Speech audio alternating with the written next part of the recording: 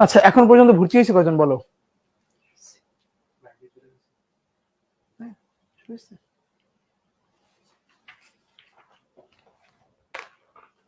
আমাকে একটু ইনভাইট দাও কাইন্ডলি।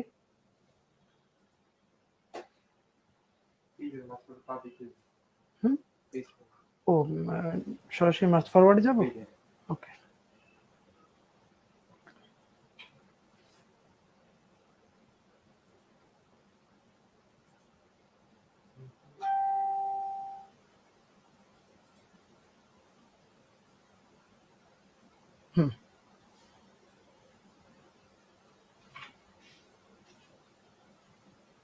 আসসালামু আলাইকুম। আমাকে কি শুনতে পাওয়া যাচ্ছে? যদি শুনতে পাওয়া যায় তাহলে কাইন্ডলি একটু সবাই কমেন্ট করি যে শুনতে পাওয়া যাচ্ছে, অথবা একটু কাইন্ডলি কমেন্ট করি।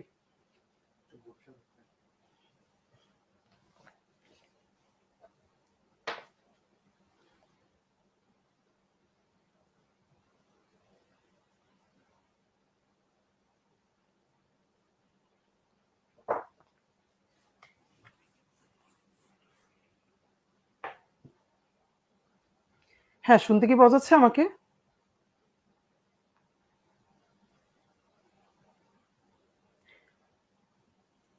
হ্যাঁ, মোর্শেদ বলেছেন আসসালামু আলাইকুম। হ্যাঁ, ওয়ালাইকুম আসসালাম, শোনা যাচ্ছে। Thank you sir. ওকে, ঠিক আছে।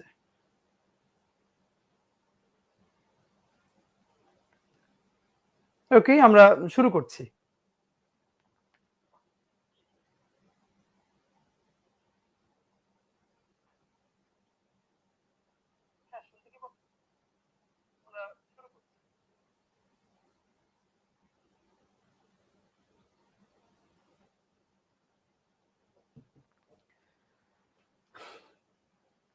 জাভেদ, এক মিনিট।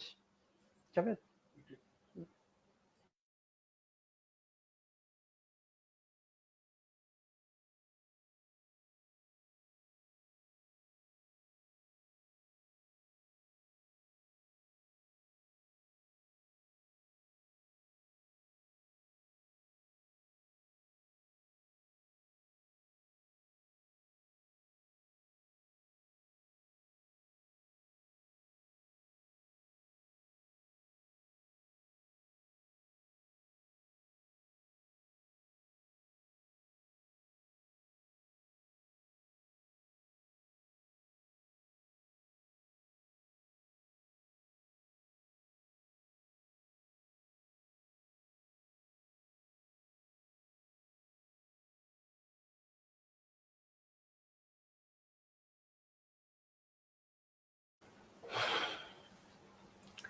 ঠিক আছে। আজকে ব্যাংক জব প্রিপারেশনের ইংলিশের ফার্স্ট ক্লাস। তো আমরা যারা আছি নিশ্চয়ই আমাদের সবার কাছে একটা ক্লাস করবার মতো প্রস্তুতি নিয়েই বসেছি। তবুও কারোর সাথে যদি এরকম না থেকে থাকে তাহলে আমরা একটু সাথে অবশ্যই খাতা কলম রাখবো। হ্যাঁ, আর সাথে আমরা খাতা কলম রাখবো। যা কিছু জরুরি আমি একটু কাইন্ডলি লিখে দিব, তখন আমাদের সবাইকে একটু লিখে নিতে হবে। ঠিক আছে। তো আসলে আমরা অনেক ভারী কথা না বলে সরাসরি কিভাবে প্রস্তুতি শুরু করতে হয়, এখানে একটা খুব গুরুত্বপূর্ণ কথা হলো, ব্যাংক জব প্রিপারেশনের মানেই কিন্তু হলো দুটো সাবজেক্ট, মানে সব থেকে যেটা ফোকাস দিয়ে সবাই পড়ায় এবং পড়ে, একটা হলো ইংলিশ আর একটা হলো ম্যাথস। তো অন্যান্য প্রিপারেশনের ক্ষেত্রে যেরকম ইংলিশ ম্যাথের সাথে অন্যগুলো সমানভাবে গুরুত্ব দিতে হয়, কিন্তু ব্যাংক জব প্রিপারেশনের ক্ষেত্রে কিন্তু আমরা জানি যে ইংলিশ এবং ম্যাথটাই সব থেকে গুরুত্বপূর্ণ। বাকিগুলো মানে এ দুটোতে যে ভালো করবে সে কিন্তু অন্যগুলো তেমনিতেই ভালো করবে। তো এখন আমাদের যারা ব্যাংক জবের জন্য প্রস্তুতি নিয়ে থাকে, এরকম হাজারো হাজারো শিক্ষার্থী কিন্তু ইংলিশের দুর্বলতায় ভোগে, যে ইংলিশটা ভালো না করার কারণে তারা আসলে তাদের কাঙ্ক্ষিত চাকরিটি পাচ্ছে না। তো আপনাদেরকে যেটা বলতে চাই আজকে সেটা হলো, ইতিমধ্যে যারা ব্যাংকের বিভিন্ন পরীক্ষা দিয়েছেন, বিভিন্ন পরীক্ষায় অংশগ্রহণ করেছেন, তারা তো বুঝতেই পারছেন যে আসলে পরীক্ষার প্রশ্নগুলো কেমন হয়, প্রশ্নের প্যাটার্ন কিভাবে হয়, কি পড়লে একটু ভালো করা যায়, হয়তো বুঝতে পারছেন।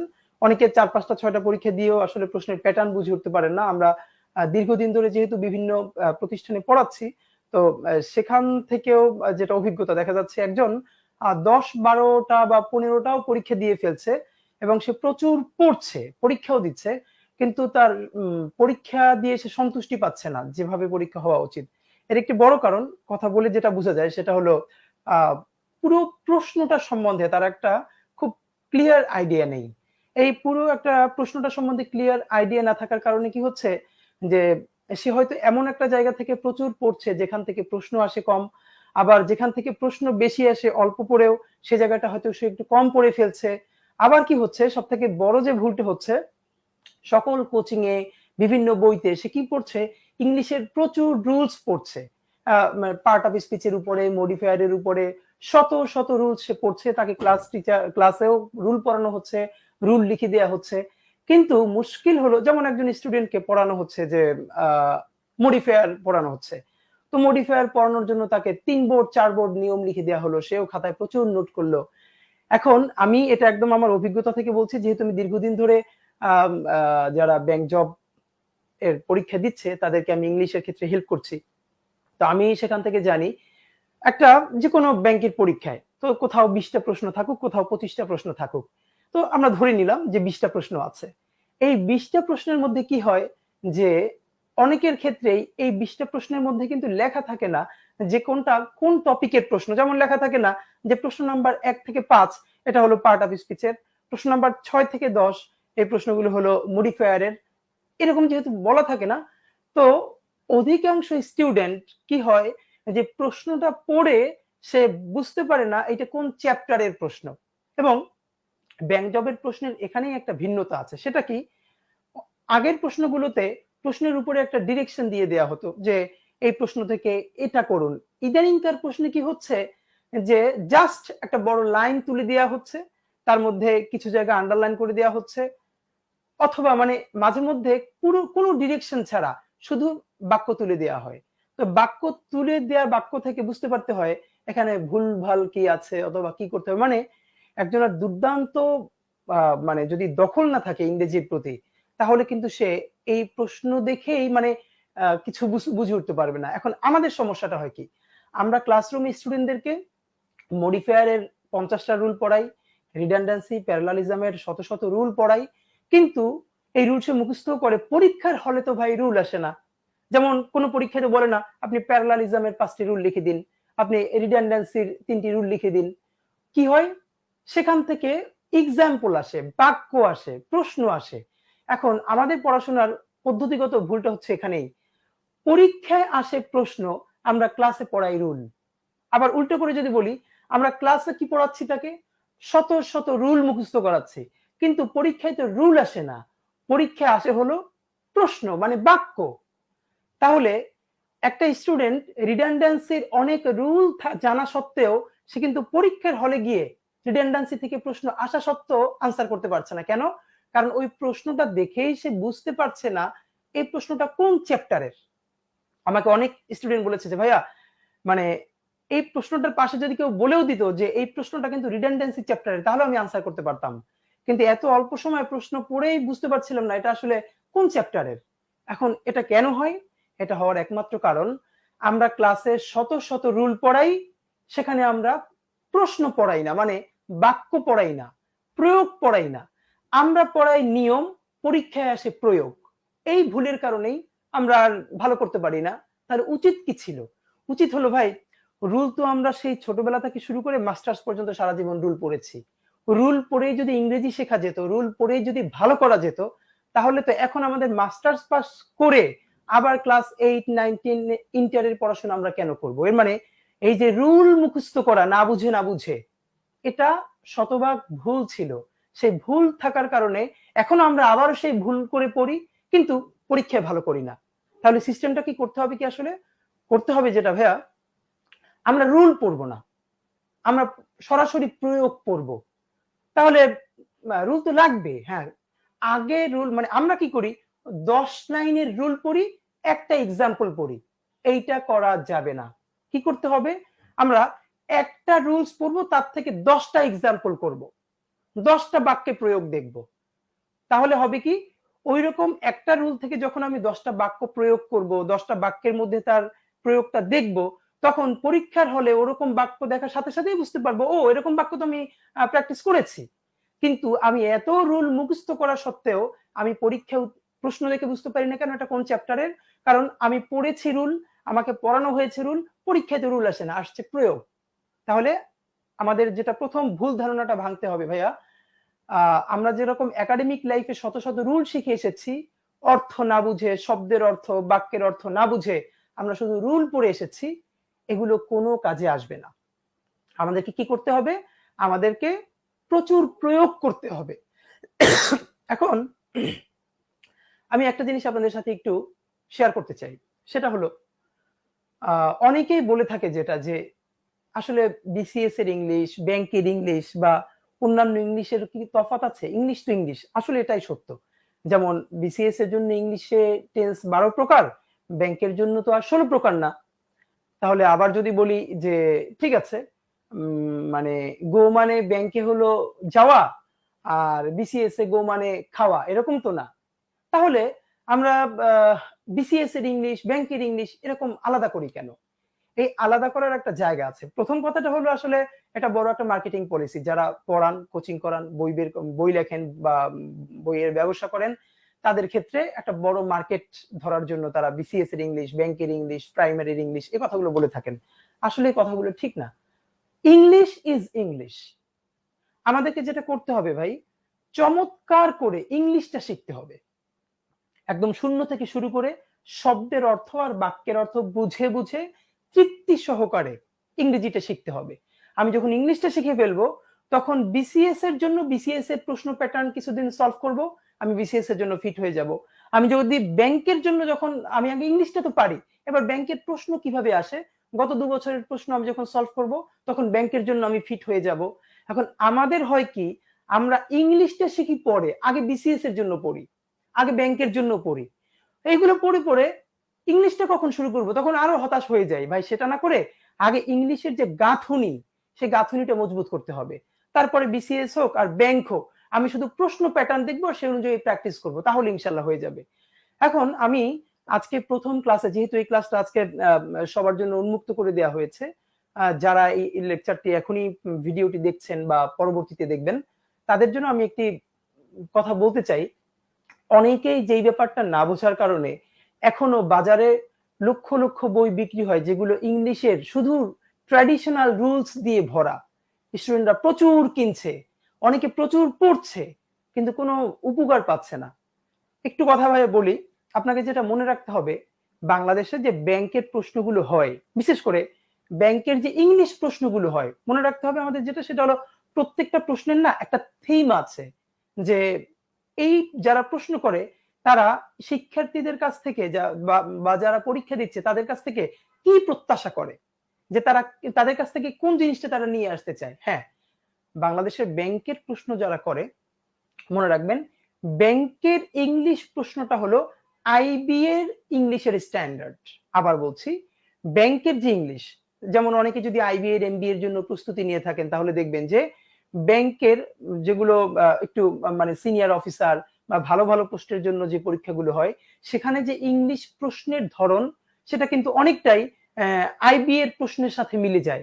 এর মানে আমরা যেটা বলতে পারি, আইবি এর প্রিপারেশন, আইবি এর ইংলিশ এবং এই ব্যাংক জবের ইংলিশের স্ট্যান্ডার্ড কাছাকাছি।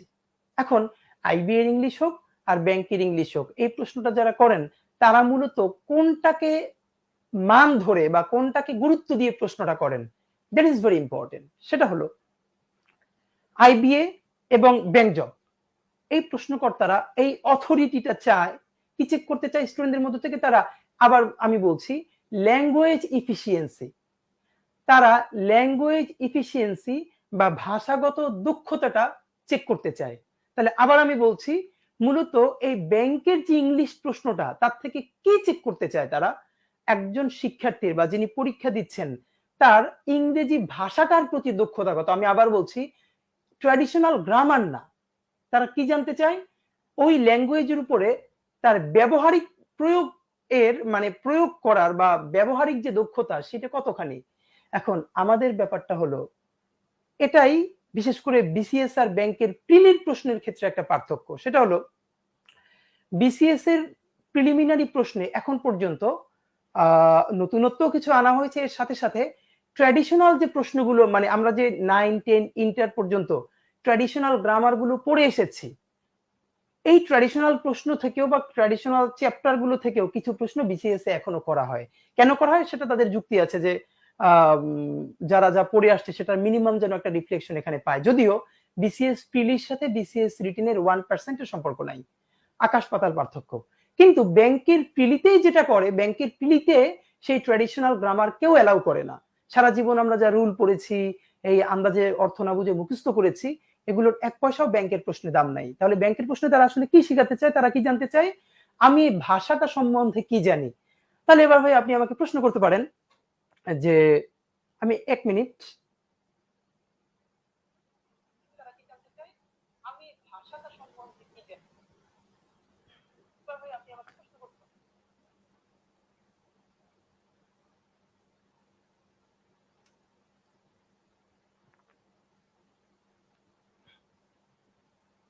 ঠিক আছে, তো এখন আমরা প্রশ্ন করতে পারি যে ভাষা মানে সে যে আমার ল্যাঙ্গুয়েজ ইফিসিয়েন্সি টেস্ট করতে চায়, তো কোন স্কেলে সে আমার ল্যাঙ্গুয়েজ ইফিসিয়েন্সি টেস্ট করবে? খুব সহজ, আমরা জানি যে কোনো ভাষার স্বাভাবিক মানে স্কিল কয়টা? 4টা, লিসনিং, স্পিকিং, রিডিং, রাইটিং।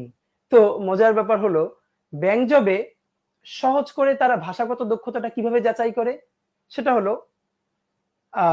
আমি আসলে যেমন আমরা এই 4টা স্কিলের মধ্যে একটা গুরুত্বপূর্ণ স্কিল হলো রিডিং। যেহেতু লিসনিং আর স্পিকিং এর সুযোগ এই পরীক্ষাগুলোতে নেই, তাহলে থাকে কি রিডিং আর রাইটিং। এই দুটো স্কিল থেকে তারা টেস্ট করে। তাহলে রিডিং এর টেস্টটা কিভাবে করে? এখন রিডিং মানেই হলো আমি যেটাই পড়বো সেটা পড়ে অর্থটা বুঝবো। একটা জিনিস এখানে আপনাদেরকে একটু বলে দেই, আমরা ছোটবেলা থেকে বারবার একটা জিনিস কিন্তু পড়েছি যে রিডিং কম্প্রিহেনশন, রিডিং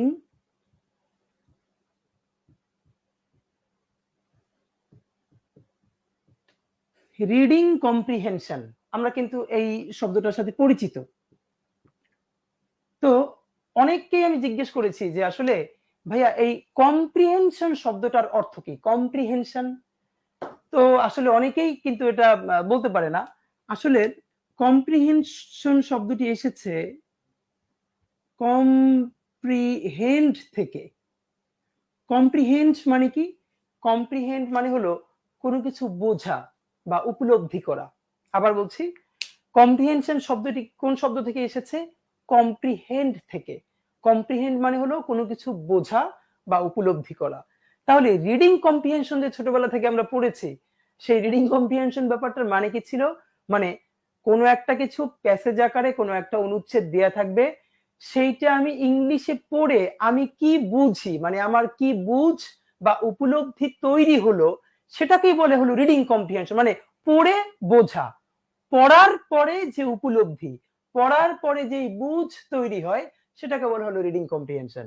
এখন এই কথাটা আমি কেন বললাম? এই কথাটা এই জন্য বললাম ভাইয়া, ব্যাংকের প্রিলিতে ইংলিশের যে প্রশ্নগুলো হয়, এখানে একটা জিনিসকে বারবার ফোকাস করা হয়, সেটা হলো আমি কতটা অর্থ বুঝি। আমি আবার বলছি, আমি কতটা পড়ে পড়ে ভালো অর্থ উদ্ধার করতে পারি। এর মানে আমার শব্দের অর্থ আমি কত জানি, আমি বাক্যের অর্থ আমি কত জানি, এবং পুরো বাক্য পড়ার পরে আমি কত দ্রুত অর্থ বুঝতে পারি। এটাই হলো তাদের প্রথম টার্গেট। এবার প্রথম টার্গেট যদি এটা হয়, তাহলে আমার একটা প্রশ্ন হলো যে ব্যাংকের প্রশ্নটা, এবার আমরা একটা সবাই কাজ করব। তাহলে যেটা বলেছি যে ব্যাংকের মূলত মূল উদ্দেশ্য কি? একজন আর ভাষাগত দক্ষতা যাচাই করা। তাহলে ভাষাগত দক্ষতা দুভাবে যাচাই করে, একটা হলো রিডিং স্কিল দিয়ে, আর একটা রাইটিং। তো রাইটিং স্কিল তো আমরা যখন ব্যাংকের রিটেন পরীক্ষা দিব তখন আমাদের রাইটিং স্কিলটা বোঝা যায়। কিন্তু প্রিলিতে কি করা হয়? প্রিলিতে এখন অনেকে যেটা মনে করে যে এই রিডিং স্কিলটাকেও চেক করা হয় বিসিএ ব্যাংকের রিটেনের মধ্যে। না, ব্যাংকের রিটেনের মধ্যে না, ব্যাংকের প্রিলি প্রশ্নের মধ্যেই পুরো রিডিং এবং রাইটিং এর স্কিল টেস্ট করা হয়। কিভাবে? একটা জিনিস খেয়াল করলে সবাই দেখবেন, বিসিএস এর বা অন্যান্য সকল প্রিলি পরীক্ষায় তাদের প্রশ্নগুলোর সাইজ যতটুকুন থাকে, তুলনামূলক ব্যাংকের প্রিলি পরীক্ষায় বাক্যের প্রশ্নের সাইজগুলো তার থেকে দ্বিগুণ, মাঝে মধ্যে 3 গুণ অনেক বড় বড় হয়। এটা যারা ইতিমধ্যে পরীক্ষা দিয়েছেন তারা খেয়াল করবেন যে একটা প্রশ্ন এসছে, কখনো সেই ব্যাংকের প্রশ্নটা 2 লাইন, 2.5 লাইন, 3 লাইন পর্যন্ত হয়, যেখানে অন্যান্য পরীক্ষায় সাধারণত একটা প্রশ্ন 1 লাইন বা 1.5 লাইনের মধ্যে শেষ হয়ে যায়। কিন্তু একটা কারেকশন দিয়েছে বা একটা পিন পয়েন্ট এরর দিয়েছে, এটা দেখবেন মাঝে মধ্যে 3 লাইন 3.5 লাইন পর্যন্ত হয়ে যায় ব্যাংকে। 2.5 লাইন তো খুব কমন। আরেকটা জিনিস দেখবেন, সেটা হলো ব্যাংকে গ্রামারের যে প্রশ্নগুলো আসে, সেই গ্রামারের প্রশ্নগুলোর মধ্যেও দেখবেন এমন এমন কঠিন কঠিন শব্দ যে শব্দগুলো আমাদের কাছে একটু অপরিচিত মনে হয়। এর মানেই হলো ব্যাংকের পরীক্ষায় আপনি দুভাবে ধাক্কা খাবেন। একটা হলো আপনি পড়তে গিয়ে প্রথমত দেখবেন ম্যাক্সিমাম বাক্যগুলো অন্যান্য পরীক্ষার থেকে বাক্যগুলোর সাইজ বড়, নাম্বার 1। নাম্বার 2, আপনি যখন মধ্যে পড়বেন, পড়তে যেয়ে দেখবেন অনেক শব্দই আপনার জন্য একটু অপরিচিত, নতুন, যে জন্য আপনি অর্থই করতে পারছেন না।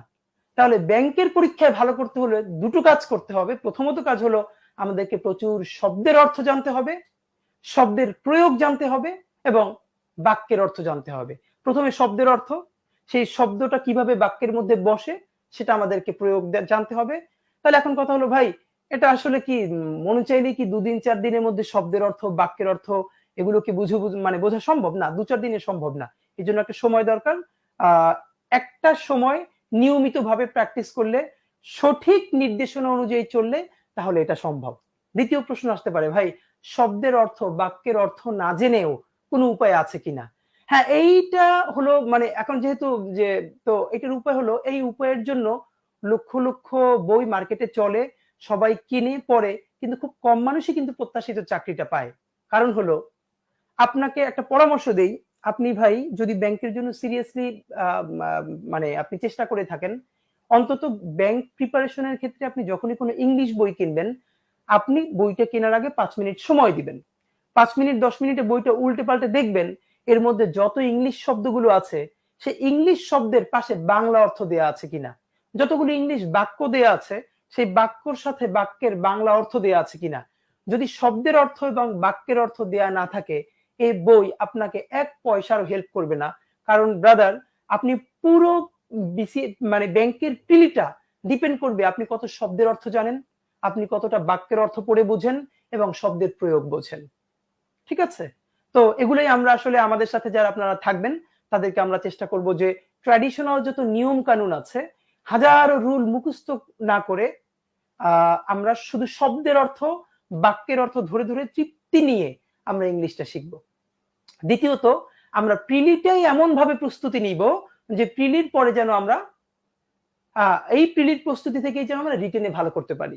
কারণ আমরা অনেকেই জানি যে ব্যাংকের প্রিলি পরীক্ষা যেমন বিসিএস এর প্রিলির পরে রিটেনের মধ্যে অন্তত 3 মাস কিন্তু সময় পাওয়া যায়, কিন্তু ব্যাংকের প্রিলির পরে কিন্তু ম্যাক্সিমাম 15 দিন, অনেক সময় 1 সপ্তাহ, সর্বোচ্চ 15 দিন। তো আপনি এই 15 দিন আসলে তেমন কোনো প্রস্তুতি নিতে পারবেন না।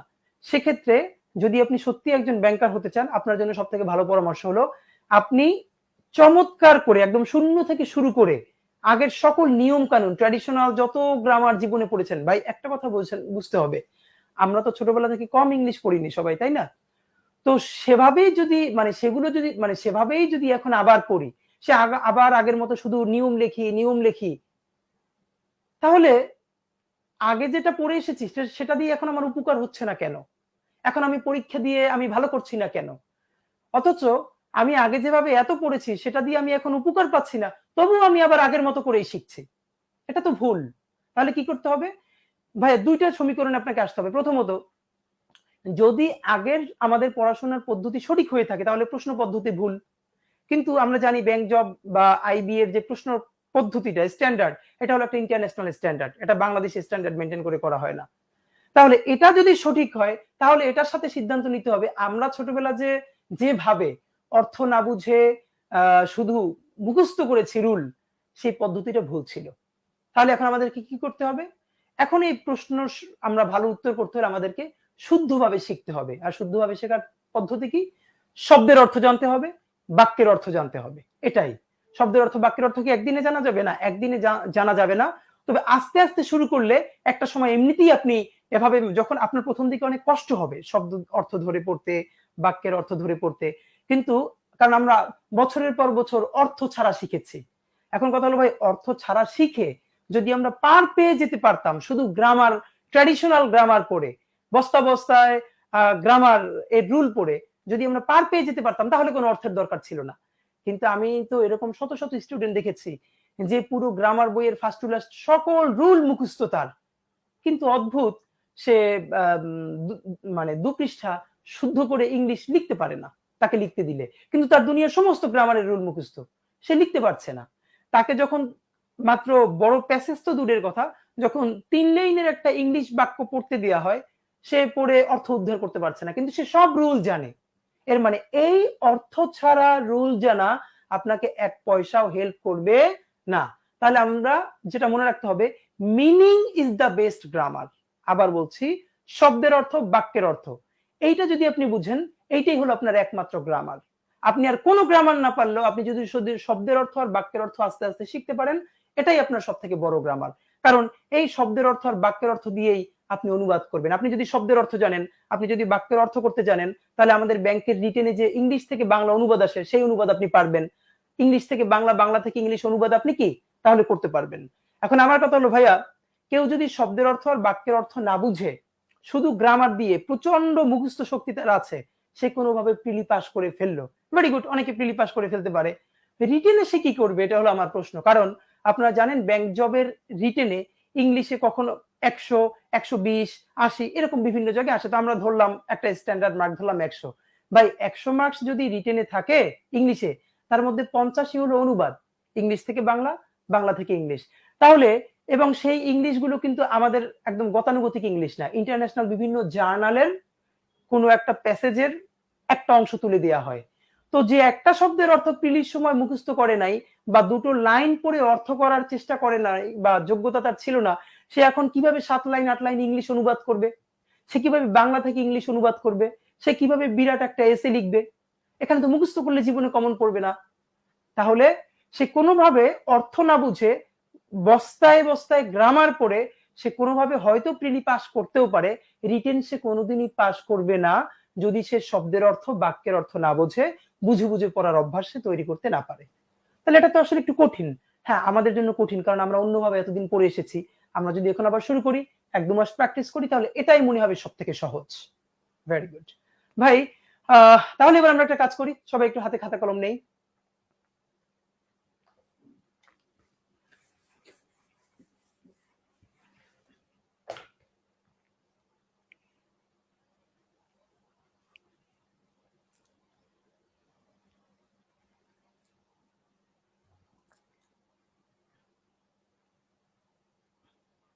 একজনে বলেছেন স্যার ইংলিশ মিনিং সহ একটা বুক সাজেস্ট করবেন কাইন্ডলি। হ্যাঁ, অবশ্যই করব। তারপরে হচ্ছে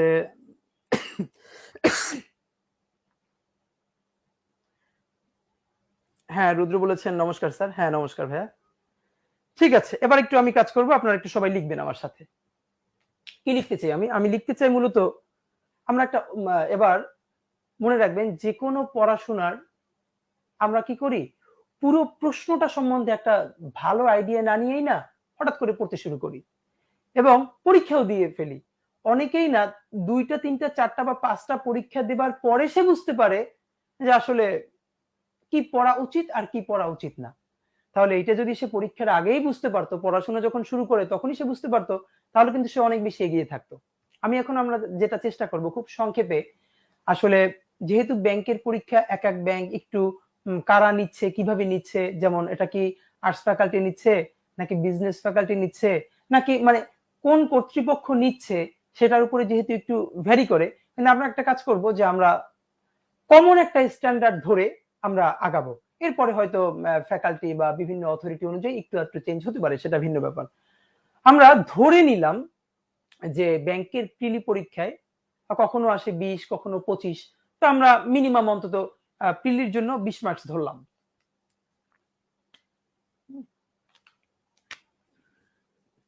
প্রিলিতে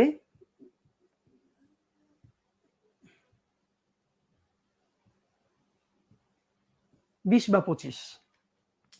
এখন ভাইয়া আমি যে জিনিসটা আপনাদেরকে বলতে চাই, এই যে প্রিলিতে 20 বা 25 আসে, তো আমরা আপনাদেরকে মানে বাংলাদেশে যারা এই ব্যাংক জবের জন্য প্রিপারেশন নেওয়ার জন্য কোচিং করাচ্ছেন, তো তাদের মনে করুন যে সবারই 10টা বা 12টা ইংলিশের উপরে লেকচার আছে। তাহলে এই যে আমরা লেকচারে কি পড়াচ্ছি, এইটা একটা খুব গুরুত্বপূর্ণ বুঝবার ব্যাপার। সেটা হলো, খেয়াল করবেন, এই 12টা লেকচারেই আমরা পড়াই হলো বিভিন্ন গ্রামার। একদম শুরু করব ওই পার্ট অফ স্পিচ থেকে, তারপরে এই যত কিছু আছে গ্রামার, সেই গ্রামার গুলো পড়াবো। এখন আপনাকে যেটা বুঝতে হবে যে আপনারা একটু সবাই আমাকে এখন কমেন্ট করবেন, সেটা হলো ভাইয়া যদি 20 মার্ক প্রিলিতে হয়, প্রিলি হলো 20 মার্কস, এই 20 মার্কস যদি প্রিলিতে হয়ে থাকে, তাহলে এই যে আমরা যত গ্রামার পড়ি, গ্রামার, এই গ্রামার অংশ থেকে 20 মার্কসের মধ্যে কত নাম্বার আসতে পারে বা সাধারণত আসে? সবাই একটু কাইন্ডলি কমেন্ট করেন তো, আমি একটু দেখবো, একটু দেখছি, সবাই একটু কমেন্ট করেন।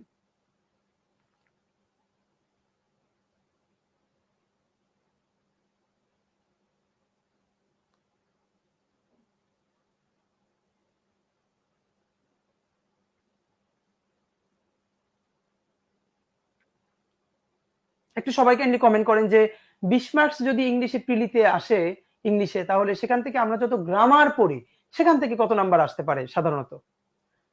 নাহিদুল ইসলাম বলেছেন 6-7। আরো কেউ একটু যে যেটা যারা পরীক্ষা দিচ্ছি বিভিন্ন অথবা দেখছি একটু কাইন্ডলি আমরা করি। পুনম সরকার বলেছে 4, তারপরে আকাশ বলেছে এফবিএস হলে 10 থেকে 12, আর্টস ফ্যাকাল্টি হলে 14, তারপরে ফারুক বলেছে 8 থেকে 9, ওকে 10 থেকে 12।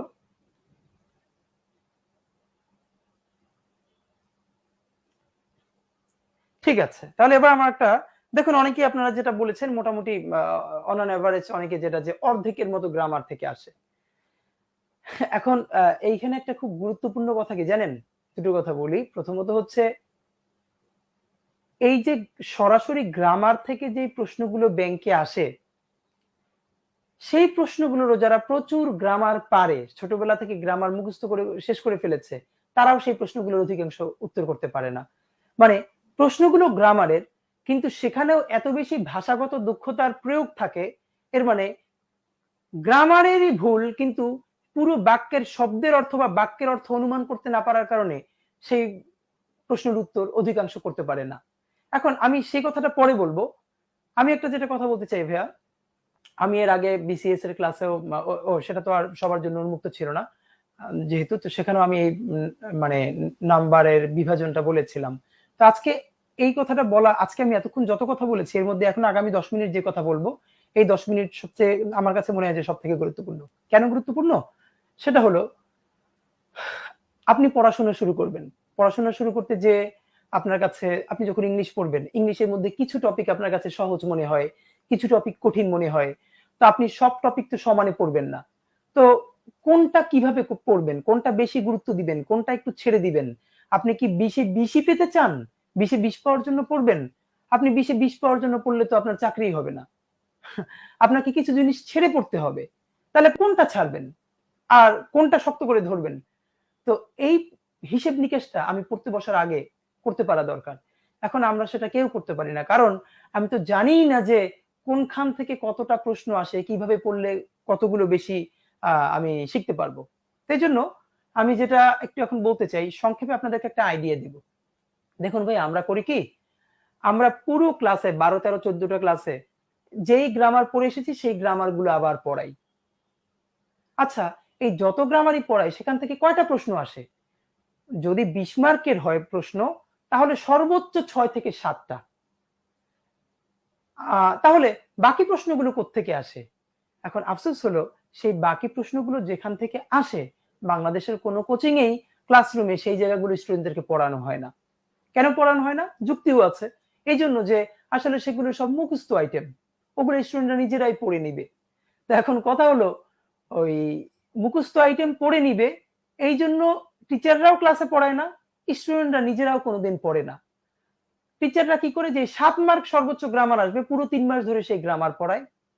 স্টুডেন্টরা সেই 7 মার্কের মধ্যে থেকে সর্বোচ্চ 4 বা 5 পায়। বাকি যে 14-15 ছিল, যেগুলো ক্লাসে কখনোই পড়ানো হয় নাই, সেগুলো স্টুডেন্ট নিজেও নিজের গরজে পড়ে না, অথবা পরীক্ষার 15 দিন 1 মাস আগে সে পড়তে শুরু করে দেখে, যাই হায়, মানে এগুলো তো এখন আমি পারছি না। আজকে আপনাদেরকে এখন যেটা বলবো, আপনারা যদি সত্যি ব্যাংকার হওয়ার প্ল্যান থাকে, তাহলে আপনি যদি এই পরামর্শটা গ্রহণ করেন, তাহলে আপনি খুব ভালো করবেন। ম্যাম, একটা কাজ করি, আমরা 20 নাম্বারকে দুটো ভাগ করি।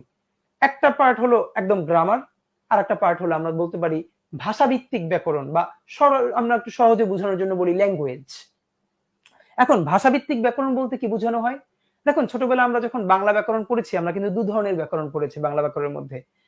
এক ধরনের হলো একদম তাত্ত্বিক ব্যাকরণ, কিরকম? এই যে সমাস, কারক, এগুলো পড়েছি, এগুলো এক ধরনের।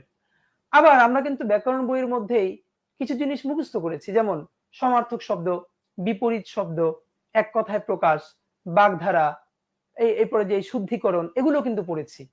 এখন ইংলিশেও ঠিক একইভাবে এই যেগুলো আমরা মুখস্থ আইটেম বললাম, সেগুলোকে আমরা বলছি ল্যাঙ্গুয়েজ আইটেমস। তাহলে ব্যাংকের ক্ষেত্রে সব থেকে গুরুত্বপূর্ণ হলো ভাই, এই যে গ্রামার গুলো আসে, ট্র্যাডিশনাল গ্রামার, তার থেকে ল্যাঙ্গুয়েজ আইটেমস থেকে অনেক বেশি প্রশ্ন আসে। কারণ আপনাদেরকে আজকে ক্লাসের প্রথম দিকেই বলেছি যে পুরো ব্যাংক জবের প্রশ্নটাই হয় ল্যাঙ্গুয়েজ বেসড। অথরিটি চায় এই ল্যাঙ্গুয়েজের উপর আপনার কতটাখানি ইফিসিয়েন্সি আছে বা দক্ষতা আছে সেটা চেক করতে। সুতরাং ওখানে ট্র্যাডিশনাল গ্রামার খুব কম দেয়া হয়, তারপরও যা দেয়া হয় সেটাও কেউ যদি শুধু গ্রামার জানে তবুও সে আনসার করতে পারবে না, সে যদি অর্থ না জানে। তাহলে একটু আমরা কাজ করব, 20টা নাম্বারকে আমরা দুটো ভাগ করব। একটা ভাগ হলো ল্যাঙ্গুয়েজ, হ্যাঁ, এই পার্টটা হলো ল্যাঙ্গুয়েজ আর এই পার্টটা হলো গ্রামার। এখন আমি একটু লিখে দিচ্ছি যে ল্যাঙ্গুয়েজ পার্টে কি কি আসলে আমাদের আসে। সাধারণত আমাদের আসতে পারে হচ্ছে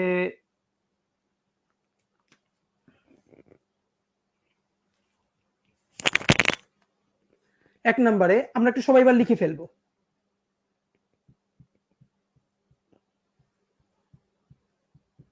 appropriate preposition,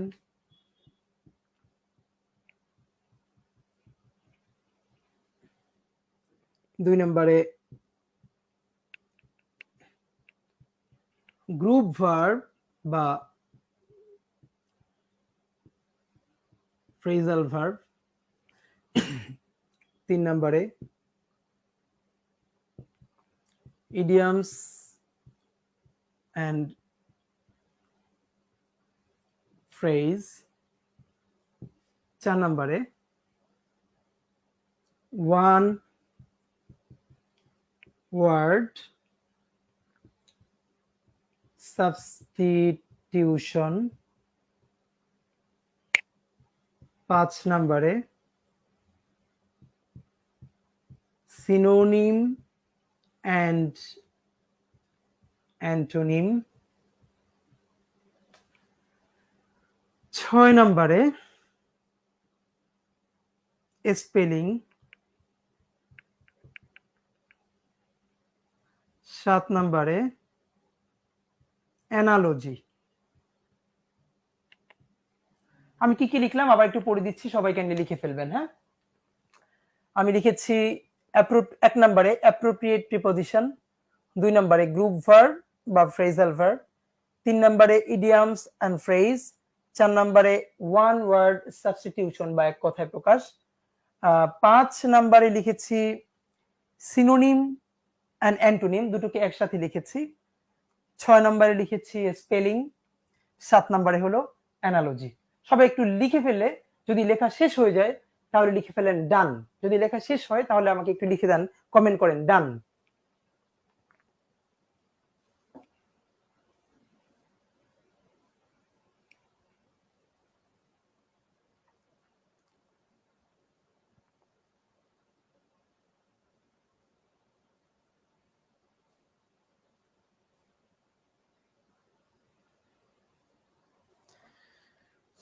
হ্যাঁ, অনেকেরই হয়েছে লেখা, যাদের একটু লেখা শেষ তারা একটু ডান লিখে দেন, না বুঝতে পারবো।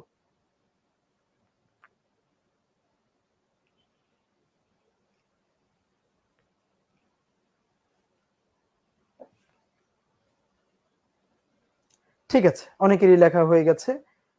এবার তাহলে আমরা একটা কাজ করি, একটু সবাই বোঝার চেষ্টা করেন, খেয়াল করুন ভাই, আমরা যে আইটেমস গুলো লিখেছি, আপনি মানে এখন যেহেতু আজকে ব্যাংকের ক্লাস, ব্যাংকে কেন্দ্র করেই বলছি, এমনিতে এগুলো বাংলাদেশের ব্যাংক, বিসিএস, শিক্ষক নিবন্ধন, প্রাইমারি, অন্য যত চাকরি আছে সবগুলোর জন্য সমানে গুরুত্বপূর্ণ। এগুলো ছাড়া চাকরির পরীক্ষায় প্রশ্ন হয় না, কিন্তু এগুলো সব থেকে বেশি গুরুত্বপূর্ণ হলো ব্যাংকে, এই কারণ এখান থেকে ব্যাংকে সব থেকে বেশি প্রশ্ন হয়। এখন প্রশ্নটা হলো, আমি আপনাকে বলছি, যদি 20 মার্কসের প্রশ্ন হয়, যদি প্রশ্নটা হয় 20 মার্কসের, আপনি ধরে নেবেন ব্যাংকের ক্ষেত্রে এই আইটেমস গুলো থেকে কমপক্ষে 12 বা 13 নাম্বার আসবে। 20-এর মধ্যে কমপক্ষে 12 বা 13 নাম্বার আসবে। এখন স্টুডেন্টরা অনেকে বলে কি, ভাইয়া এভাবে তো 12-13 আসে না। এর মানে কি, যারা এটা বলে 12-13 আসে না, তারা হলে প্রশ্নের প্যাটার্ন বোঝে না। একটা বড় সেন্টেন্স এসেছে, যেমন আমরা একটা সহজে বলি অ্যাপ্রোপ্রিয়েট প্রিপোজিশন। আমরা ছোটবেলা কিভাবে পড়েছি, সলিউশন এর সাথে কি বসবে, অ্যাপ্রোপ্রিয়েট প্রিপোজিশন টু, সমাধান বোঝাতে সলিউশন এর সাথে টু বসে। এখন এই প্রশ্নটাই ব্যাংকে আসবে সলিউশন টু এরকম একটা শব্দের মধ্যে না দিয়ে এমন বড় একটা বাক্য থাকবে, এই বাক্যের মধ্যে কোনো না কোথাও ওই অ্যাপ্রোপ্রিয়েট প্রিপোজিশনের প্রয়োগটা থাকবে। তো আমাদের স্টুডেন্টরা ওইটাকে পিন পয়েন্ট এররের বাক্য মনে করে ওখানে, কিন্তু আসলে ভুলটা কিসের কেন্দ্রিক ছিল, প্রিপোজিশন কেন্দ্রিক ছিল। একটা মজার ব্যাপার আপনাকে বলি, এখান থেকে তো প্রশ্ন আসবেই, এমনকি গ্রামারের যে প্রশ্নগুলো আসবে সেগুলোর মধ্যেও এখান থেকে প্রশ্ন আসে। এখন আমাদেরকে কি করতে হবে, দেখুন 1 নম্বরে বলেছি অ্যাপ্রোপ্রিয়েট প্রিপোজিশন। প্রিপোজিশন থেকে দুভাবে প্রশ্ন হয় ভাইয়া। একটা হলো নাম্বার 1 অ্যাপ্রোপ্রিয়েট প্রিপোজিশন। ছোটবেলা থেকে আমরা জানি যে কিছু জিনিস আছে তার সাথে একটা যোগ হয়ে একটা নির্দিষ্ট অর্থ দেয়। আমরা সেগুলো প্রচুর মুখস্থ করেছি। হ্যাঁ, মুখস্থ করেছি অর্থ সহ, কিন্তু বাক্যে প্রয়োগ করি নাই, সেটা আর করা যাবে না। যেমন পড়েছি অ্যাবাইড বাই মানে হলো মেনে চলা, শেষ। কিন্তু এরপর এটাকে একটা বাক্যের মধ্যে উদাহরণে পড়ি নাই। কিন্তু পরীক্ষায় কি আসবে, ব্যাংকে ওই অ্যাবাইডের সাথে বাই ধরে যে বাক্যের প্রয়োগ আছে সেগুলো দেখতে চাইবে। যেমন আজ থেকে 5 বছর আগে ইডিয়মস এর মধ্যে ব্যাংকে বা বিভিন্ন প্রশ্ন আসতো, আমি বলতো যে অ্যাপল অফ ডিসকার্ড, এরকম একটা ইডিয়মস দিয়ে এটার অর্থ কি। এখন কিন্তু প্রশ্ন খুবই আরো স্মার্ট হয়ে গেছে। এখন এই ইডিয়মসটার অর্থ কি এটা আর বলবে না, কি করবে, একটা অনেক বড় বাক্যের মধ্যে এই ইডিয়মসটা কোথাও না কোথাও প্রয়োগ করবে। প্রয়োগ করে বলবে কি, এই বাক্যের মধ্যে এটাকে আন্ডারলাইন করে বলবে এটা দ্বারা কি বুঝাচ্ছে। এর মানে দেখুন, আগে সরাসরি যেখানে অ্যাপ্রোপ্রিয়েট প্রিপোজিশন আসতে, ইডিয়মস আসতো, এখনো সেগুলোই আসে, কিন্তু প্যাটার্নটা বদলে গেছে আসার। কিভাবে আসে, এখন প্রয়োগ আসে, এখন ওগুলোর এক্সাম্পল আসে। আমাদের সাথে যখন সিক্রেট গ্রুপে আপনাদের ক্লাস হবে, তখন আমি এই পুরো 7টা আইটেম কিভাবে শব্দের অর্থ, বাক্যের অর্থ বা প্রয়োগ সহ বুঝে বুঝে পড়া যায় সেগুলো নিয়ে আপনাদের সাথে আমরা বিস্তারিত আলাপ করব। আমি যেমন একটা অপশন লিখেছি সিনোনিম অ্যান্টোনিম। আমরা আজীবন যেভাবে সিনোনিম অ্যান্টোনিম মুখস্থ করেছি, কিরকম, একটা শব্দ পড়েছি, তার সামনে 5টা সিনোনিম, একটা অ্যান্টোনিম, এরকম মুখস্থ করেছি। এটা পৃথিবীর কোথাও নাই, এটার মতো মানে ভুল আর কোনো পদ্ধতিই নাই। এরকম সিনোনিম অ্যান্টোনিম পড়তে হয় না, আমরা এভাবে পড়বো না। আমরা যখন আপনাদের সাথে সিক্রেট গ্রুপে ক্লাস হবে, তখন আমরা আপনাদেরকে হেল্প করব অথবা বুঝিয়ে দেব যে কিভাবে সিনোনিম অ্যান্টোনিম পড়তে হবে এবং কিভাবে পড়লে আপনি, যেমন অনেকে স্টুডেন্টদের আজীবনের কমন অভিযোগ, সেটা হলো ভাইয়া সিনোনিম অ্যান্টোনিম তো মনে থাকে না। সে তো একটা কথা শুধু বলে দেই, সিনোনিম অ্যান্টোনিম আপনাকে পড়তেই হবে না, আপনি পড়বেন শুধু শব্দের অর্থ। কিভাবে পড়বেন, প্রয়োগ করে, শব্দকে বাক্যের মধ্যে প্রয়োগ করে পড়বেন। সেই ব্যাপারে আপনাদেরকে আমরা পরবর্তী ক্লাসগুলোতে শিখাবো। অটোমেটিকলি আপনি সিনোনিম অ্যান্টোনিম শিখে যাবেন। তো অ্যাপ্রোপ্রিয়েট প্রিপোজিশন, গ্রুপ ভার্বস। এখন দেখেন এই যে 7টা আইটেম, গ্রুপ ভার্বস বা ফ্রেজাল ভার্ব জানি, 3 নম্বরে ইডিয়মস বা ফ্রেজ, যেটাকে আমরা বাংলায় বাগধারা বলি, 4 নম্বরে ওয়ান ওয়ার্ড সাবস্টিটিউশন বা অনেকে সংক্ষেপে বলে সাবস্টিটিউশন। ভাই এটার মানে কি, এই যে ওয়ান ওয়ার্ড সাবস্টিটিউশন মানে হলো ওই যে বাংলা আমরা বলি না বাক্য সংকোচন বা এক কথায় প্রকাশ, এই এক কথায় প্রকাশ। এখন এটা থেকে ব্যাংকে তো আসেই, মাঝে মধ্যে 2-3টাও চলে আসে, বিসিএস এও আসে। তারপরে সিনোনিম অ্যান্টোনিম সকল পরীক্ষায় আসে। স্পেলিং, হ্যাঁ বানান শুদ্ধিকরণ, মাঝে মধ্যে কিছু কিছু ব্যাংকের প্রশ্ন আছে কিন্তু 4টা-5টা স্পেলিং ও চলে এসেছে। এরপরে অ্যানালজি, অ্যানালজিও কি এক ধরনের ভোকাবুলারি টেস্ট, তবে ভোকাবুলারির সবথেকে কঠিন টেস্ট হলো অ্যানালজি, এখানে অনেক শব্দ জানতে হয়। এই 7টা আইটেম থেকে আপনি ব্যাংকের প্রশ্ন যদি হয় 20 মার্কের, আপনি কোনো না কোনো ভাবে ঘুরে ফিরে 12-13 নাম্বার এখান থেকে পাবেন। আফসোসের ব্যাপার কি জানেন, এই পুরো 12-13 নাম্বারের যে টপিক গুলো, এগুলো আমাদেরকে ক্লাসে তেমন পড়ানোই হয় না, কোনো কোচিং এ পড়ানো হয় না। এগুলো কারণ বলা হয় এগুলো তো আসলে সব মুখস্থ করতে হবে, স্টুডেন্ট নিজ দেখতে মুখস্থ করে নিবে না। ভাই এগুলো শুধু মুখস্থ করার ব্যাপার না, আমরা মুখস্থ করেও এখানে আনসার করতে পারবো না যদি আমরা এগুলোর প্রয়োগ বুঝে বুঝে না পড়ি। এগুলোর উপর আপনাকে ক্লাস নিতে হবে, এগুলো আপনাকে পড়া দিয়ে দিতে হবে, আপনার কাছ থেকে পড়া আদায় করতে হবে, তবে এগুলো হবে।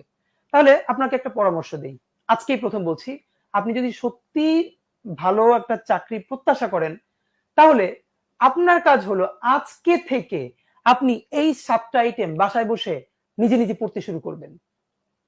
আবারও বলছি, আজকে থেকে আপনি এই 7টা আইটেম, আপনি কোন টিচার আপনাকে পড়াচ্ছে কি পড়াচ্ছে না এই চিন্তা আপনি করবেন না। আপনার টিচার পড়ালেও কিন্তু এখান থেকে প্রশ্ন আসবে, না পড়ালেও প্রশ্ন আসবে। সুতরাং আপনি প্রশ্নে গিয়ে যদি এখান থেকে প্রশ্ন আসে আর আপনি যদি আনসার করতে না পারেন, আপনি টিচারকে তো আর গিয়ে ধরলেনও, ধরেন যে আপনি তবুও কি আপনার আর পরীক্ষা কি আর দেওয়ার সুযোগ থাকবে? আপনি যদি সত্যি পরীক্ষায় ভালো করতে চান, আজকে থেকে এই 7টা আইটেম থেকে প্রতিদিন পড়বেন। কিভাবে পড়বেন? অনেকে প্রশ্ন করতে পারেন, ভাইয়া এখন অনেকের প্ল্যান যে ভাইয়া আপনাদের কাছে যাদের কাছে বই আছে, হ্যাঁ, বইটা পড়ার সময় খেয়াল করবেন যে বইতে অর্থ দেয়া আছে, শব্দের অর্থ, উদাহরণ, সেই উদাহরণের অর্থ, সেই বই ফলো করবেন। আমি কোনো একটা বইয়ের নাম বলতে চাই না। আপনার কাজ হলো আপনি এখানে কি করবেন, এই আইটেমস গুলোর জন্য মার্কেটে যে বই আছে দেখবেন সামনে উদাহরণ দেয়া আছে, উদাহরণের সাথে অর্থ দেয়া আছে, আপনি সেটা ধরে পড়বেন। এখন আপনি যখন অ্যাপ্রোপ্রিয়েট প্রিপোজিশন পড়বেন, আপনি কি উদাহরণ মুখস্থ করবেন? না ব্রাদার, আপনি অ্যাপ্রোপ্রিয়েট প্রিপোজিশন অর্থ সহ পড়বেন, কিন্তু অবশ্যই প্রতিবার আপনি এক্সাম্পলটা একবার দুবার জোরে পড়বেন। কেন পড়বেন? কারণ ওই এক্সাম্পলের মতো একটা এক্সাম্পলই কিন্তু আপনার পরীক্ষায় আসবে। সুতরাং এক্সাম্পল সহ আপনি এমনকি শুধু শব্দটা পড়লে আপনি অর্থ ভুলে যেতে পারেন, কিন্তু এই শব্দটা যখন আপনি বারবার বাক্যের মধ্যে পড়বেন তখন কিন্তু আপনি ভুলে যাবেন না। এটাই মানে প্রায়োগিক পদ্ধতি। তো আপনি কি করবেন, এখন অনেকে বলে ভাই তাহলে আমি একটা কাজ করব, আগে অ্যাপ্রোপ্রিয়েট প্রিপোজিশনটা মুখস্থ করে আগে শেষ করি, তারপরে গ্রুপ ভার্ব শেষ করি, তারপরে ইডিয়ামস। না, এটা খুব ভুল পদ্ধতি। আপনি যদি আগামী 6 মাসে শুধু অ্যাপ্রোপ্রিয়েট প্রিপোজিশনও পড়েন তাহলেও তো শেষ হবে না। আপনাকে কি করতে হবে ভাইয়া, এই প্রতিটা আইটেম থেকে কমপক্ষে 5টা 10টা হলেও প্রতিদিন পড়তে হবে। যেমন 10টা প্রিপোজিশন, 5টা গ্রুপ ভার্ব, 10টা ইডিয়ামস, 5টা সাবস্টিটিউশন, কয়টা সিনোনিম অ্যান্টোনিম, একটু স্পেলিং, একটু অ্যানালজি। আপনি প্রতিটা থেকে 10টা করে পড়েন, না হলেও 5টা করে পড়েন, কিন্তু আপনাকে পড়তে হবে। এবং অবশ্যই পড়ার সময় অর্থ ধরে এবং তার উদাহরণ ধরে ধরে পড়তে হবে, কারণ পরীক্ষায় কিন্তু এক্সাম্পলটা আসবে। ঠিক আছে? তো আমি আপনাদেরকে যেটা পরামর্শ দিচ্ছি, আপনি যদি সত্যি পরীক্ষায় ভালো করতে চান তাহলে আপনার কাজ হলো এই 7 আইটেমস এখন থেকে প্রতিদিন পড়া। যিনি এখন থেকে পড়বেন। এবার এপাশে আসি, গ্রামার।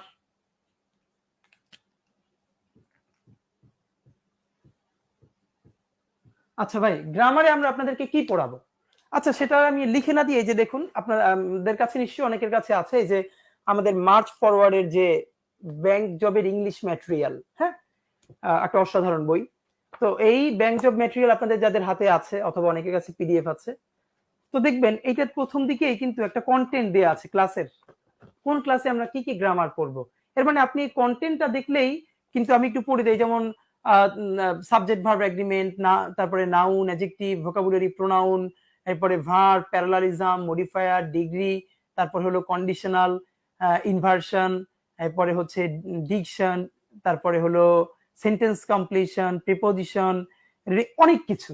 তো এগুলোর আমি লিখলাম না। তো আপনাকে আমার একটা পরামর্শ কি, এই যতগুলো টপিকের নাম বললাম বইয়ের মধ্যেও দেয়া আছে, এইগুলো আমরা আপনাদেরকে ক্লাসে ধরে ধরে পড়াবো। তো এখন কথা হলো, এইখান থেকে একদম ধরেন যত গ্রামার আছে প্রথম থেকে শেষ পর্যন্ত, এই গ্রামার গুলো আপনাকে ক্লাসে আমরা প্রথম থেকে শেষ পর্যন্ত পড়াবো, আপনিও পড়বেন। কিন্তু আফসোসের ব্যাপার হলো, এই গ্রামার আমি আপনাকে দুনিয়ার সব যদি পড়াই আর আপনিও পড়েন, তবুও গ্রামার থেকে 8টা প্রশ্ন আসলে আপনি এমনিতেই 2টা পারবেন না। নাম্বার 2, সেটা হলো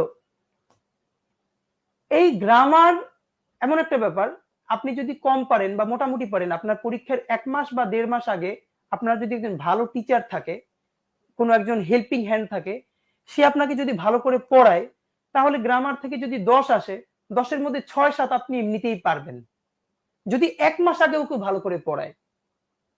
কিন্তু এই 7 আইটেমস গুলো হলো এমন ব্যাপার, যেটা আপনি যদি 4-5 মাস আগে থেকে পড়তে শুরু না করেন, আপনি 1 মাস আগে এগুলো পড়তে শুরু করলে বা 15 দিন আগে পড়তে শুরু করলে আপনার মাথা খারাপ হয়ে যাবে, আপনি কিছু করতেই পারবেন না। কারণ এইগুলোর সিস্টেম হলো আপনি একদিক থেকে পড়বেন আর একদিক থেকে ভুলবেন।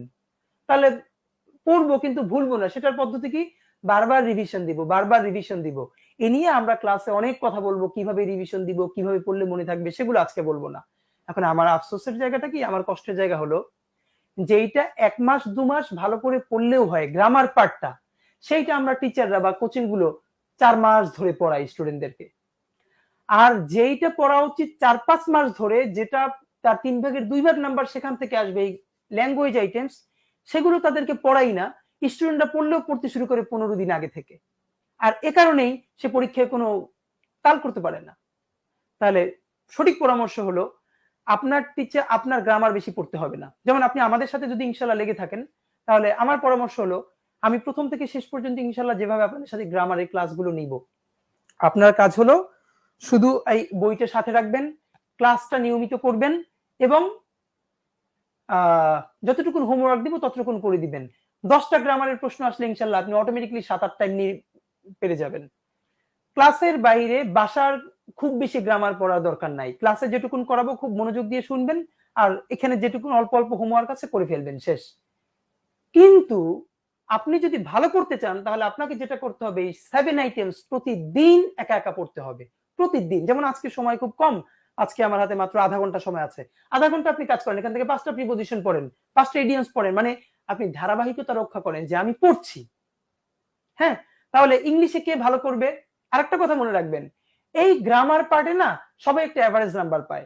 যেমন এই গ্রামারে যদি ধরেন 10 নাম্বারই আসে, ধরলাম 10 নাম্বার যদি আসে, এখানে যে খুব ভালো সে পাবে 8, যে মিডিয়াম সে পাবে 6। খুব কিন্তু তফাৎ হয় না, কারণ সবাই 5-6 মাস ধরে শুধু গ্রামারই পড়ে।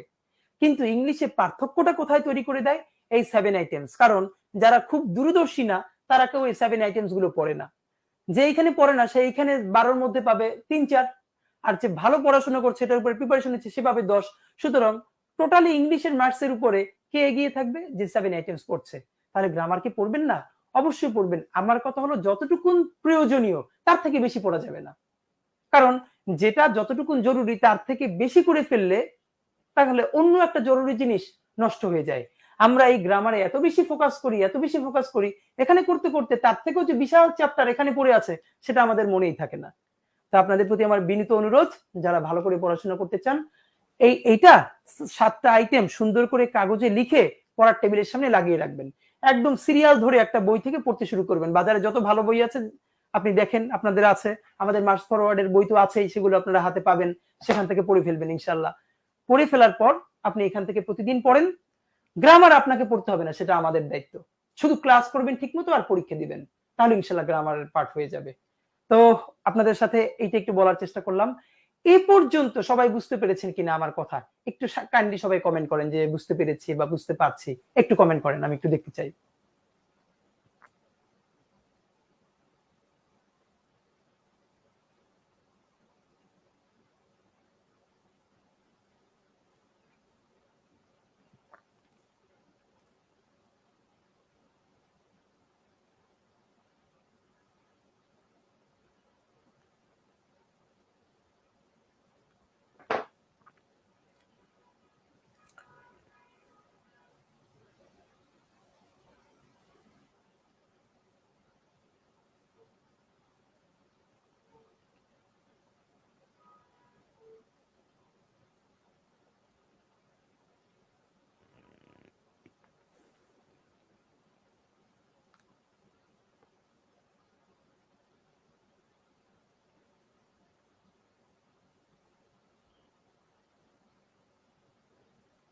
একটু কমেন্ট দেখতে চাই কাইন্ডলি। জি স্যার, বুঝেছি। ধন্যবাদ সাগর আহমেদ। হ্যাঁ সাগর, আপনাকেও ধন্যবাদ। আরিফ বুঝেছেন, তারপরে শুক্তি দিয়ে বুঝেছি, বুঝতেছি।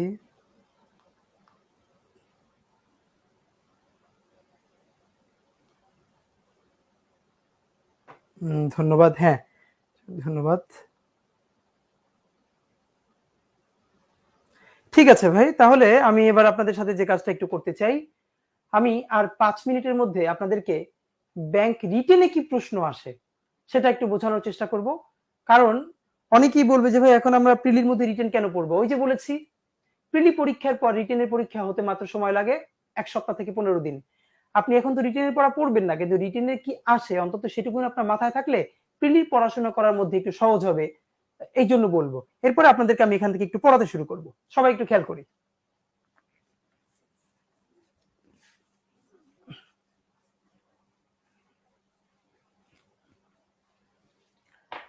আচ্ছা, রিটেনে আমি মুখে মুখে একটু বলি ভাই, রিটেনে কখনো 80 নাম্বার, কখনো 100 নাম্বার, কখনো 120 নাম্বার।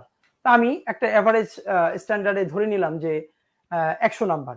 এই 100 নাম্বার যদি হয়, এই 100 নাম্বারের মধ্যে 50ই আসবে অনুবাদ, ইংলিশ থেকে বাংলা, বাংলা থেকে ইংলিশ।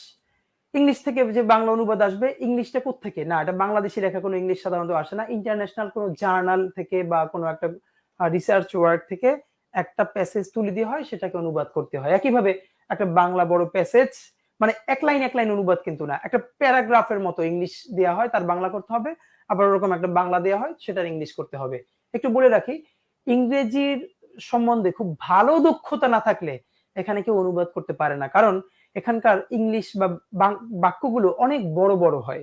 দ্বিতীয়ত, এখানকার শব্দগুলো সাধারণত অন্যান্য পরীক্ষার থেকে একটু আনকমন হয়, একটু কঠিন হয়, যে কারণে কারো যদি শব্দের অর্থ, বাক্য অর্থ করার দক্ষতা আগে থেকে না থাকে, তাহলে সে অনুবাদে সে কিছুই করতে পারে না। আর বাকি আসে হলো ফোকাস রাইটিং, দ্যাট মিনস এর মধ্যে এসে আসতে পারে, লেটার রাইটিং আসতে পারে, এরকম যেগুলো আসে সেগুলো আমাদেরকে ফ্রি হ্যান্ড লিখতে হবে।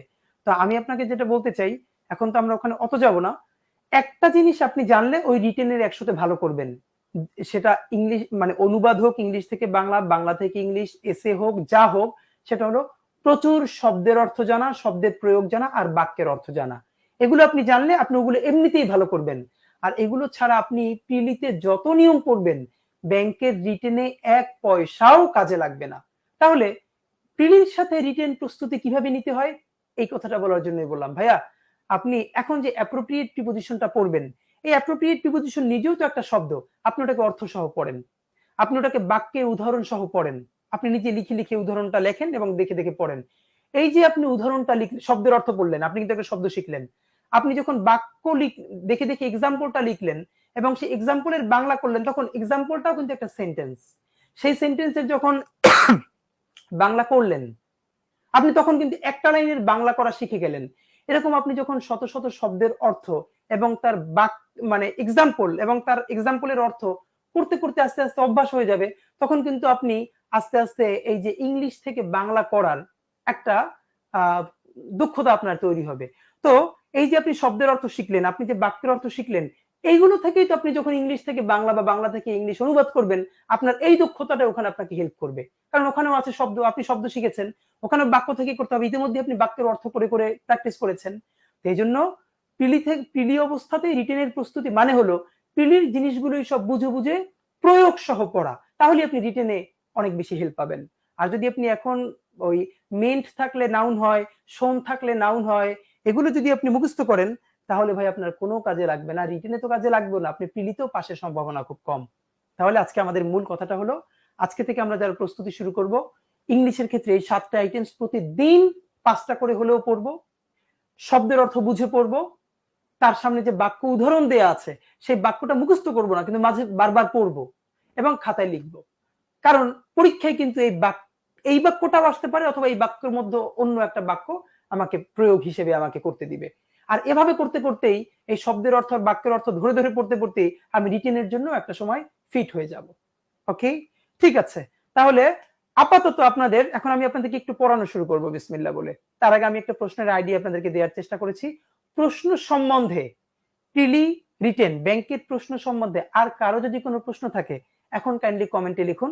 আর যদি কমেন্ট মানে কোনো প্রশ্ন না থাকে, আপনি যদি এ পর্যন্ত সবাই বুঝে থাকেন, তাহলে একটা কমেন্ট করে দেন অল ক্লিয়ার, আর কিছু না।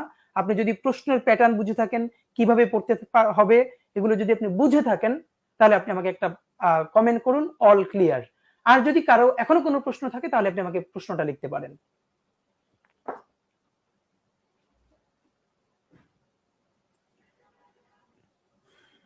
হ্যাঁ, পবিত্র বিশ্বাস বলেছেন যে রাইটিং সেকশন নিয়ে কিছু বলেন। আমি তো মাত্রই বললাম সংক্ষেপে, এর থেকে বেশি বলতে চাই না। আজকে যেহেতু প্রথম ক্লাস, অনেকে প্রিলির কথা এতক্ষণ শুনে শুনেই ক্লান্ত হয়ে গেছে, সুতরাং আরো একটু মানে টায়ার্ড হয়ে যেতে পারে। তবুও বললাম, ওই যে 100 মার্কস ধরে নিলাম, 100-র মধ্যে অনুবাদেই আসবে 50, 25 ইংলিশ থেকে বাংলা, 25 বাংলা থেকে ইংলিশ, এক লাইন অনুবাদ আসবে না, বড় প্যাসেজ আসবে।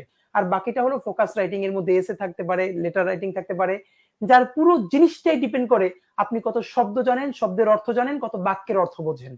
তো সেগুলো প্রিলি থেকে আপনি পড়তে শুরু করলে রিটেনে আপনি এমনিতে ইনশাল্লাহ ভালো করবেন। আর প্রিলিতে আপনি শব্দের অর্থ বাক্যের অর্থ না পড়ে যদি শর্টকাট নিয়ম পড়েন, মেন থাকলে নাউন, শোন থাকলে নাউন, এরকম যদি পড়েন তাহলে কোনো মতে কপাল ভালো হলে প্রিলি পাস করবেন, রিটেনে জীবনেও পাস করা যাবে না। রিটেন সম্বন্ধে আরো অনেক ডিটেল কথা বলবো আপনাদেরকে, প্রিলির কিছু ক্লাস নেই, আপনারা ক্লাস করতে করতে যখন আপনারা শিখে যাবেন তখন আবার রিটেন নিয়ে আপনাদের সাথে ডিটেল আলাপ করবো। হ্যাঁ, আর যারা বুঝতে পেরেছেন তারা একটু অল ক্লিয়ার লিখে দেন। ভাইয়া বাংলাদেশ ব্যাংকের সিলেবাস কি সেম? ভাই সবকিছু সেম, সব এটা সব নিয়ে স্ট্যান্ডার্ড করে বলেছি। হ্যাঁ, এখান থেকে কোনোটায় কোনো পরীক্ষা একটু কম আসে, কোনোটা একটু বেশি আসে, কিন্তু আপনি প্রিপারেশন যদি এভাবে নেন তাহলে আপনার ঠিক হয়ে যাবে। All clear. হ্যাঁ, বাংলাদেশ ব্যাংক এডি ভাই আপনি যখন শুরু করবেন আসলে বাংলাদেশ ব্যাংক এডি আর আইবিএ এমবিএ আর অন্য কোনো কথা না, এইগুলো হলো দা বেসিক্স, এগুলো হলো একদম মূল। আপনি বাংলাদেশ ব্যাংকে রেডি হন বা অন্য যেটাই হন, এগুলো আপনাকে পড়তেই হবে। এরপর বাংলাদেশ ব্যাংকে রেডি সাথে আরো পড়তে হবে, অথবা আরো আপনার ডিজায়ার্ড আরো শক্ত কিছু আরো বেশি পড়তে হবে। মানে এগুলো না পড়ে যেতে পারবেন না আপনি কোথাও, এগুলো পড়া কমপ্লিট করে এগুলোর সাথে আস্তে আস্তে আস্তে আস্তে আপনাকে আরেকটু বৃদ্ধি করতে হবে, এগুলোর থেকেই শুরু। হ্যাঁ, অল ক্লিয়ার। হ্যাঁ, এরপরে আর কারো কোনো প্রশ্ন থাকলে একটু প্রশ্ন করবেন, অথবা একটু লিখে দেন অল ক্লিয়ার। এবার আমি আপনাদেরকে পড়াতে শুরু করব।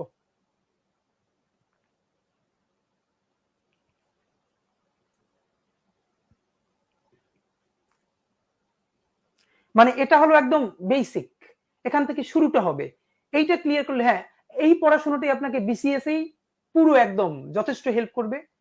শুধু ওটার জন্য বিসিএস এর প্রিলি লিটারেচার পড়তে হবে আর কিছু না, এইটাই ব্যাংকের সবকিছুর জন্য। হ্যাঁ, তারপরে যখন পরীক্ষা দিব তখন এটার সাথে বাংলাদেশ ব্যাংকের জন্য বাংলাদেশ ব্যাংকের যেভাবে প্রশ্ন হয়েছে বিগত পরীক্ষার প্রশ্ন সলভ করতে করতে আমরা আরো শিখে যাব। কিন্তু এই পড়াশোনাগুলো না করে আপনি সরাসরি প্রশ্ন সলভ করতে গেলে আপনি মাথায় কিচ্ছু ধরবে না, আপনি জাস্ট মাথা খারাপ হয়ে যাবে।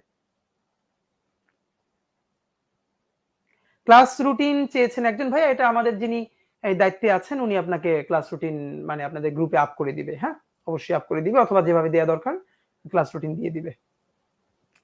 আচ্ছা ফাঁকে একটু পরিচিত হই, হ্যাঁ এতক্ষণ ধরে। তার আগে আপনাদের সাথে এবার একটু গল্প করি। গল্পটা হলো ভাইয়া, আপনারা এখনো তো এখানে বেশ অনেকেই ক্লাসে জয়েন করেছেন, আপনারা কে কোত্থেকে আমাদের ক্লাসে জয়েন করেছেন? হোম ডিস্ট্রিক্ট মানে শুধু জেলাটা, একটু জেলাটা লিখে দেন তো, একটু দেখি কে কোত্থেকে জয়েন করেছেন সবাই। একটু মানে কে কোন ডিস্ট্রিক্ট থেকে আপনারা জয়েন করেছেন সবাই একটু লিখে দেন তো দেখি।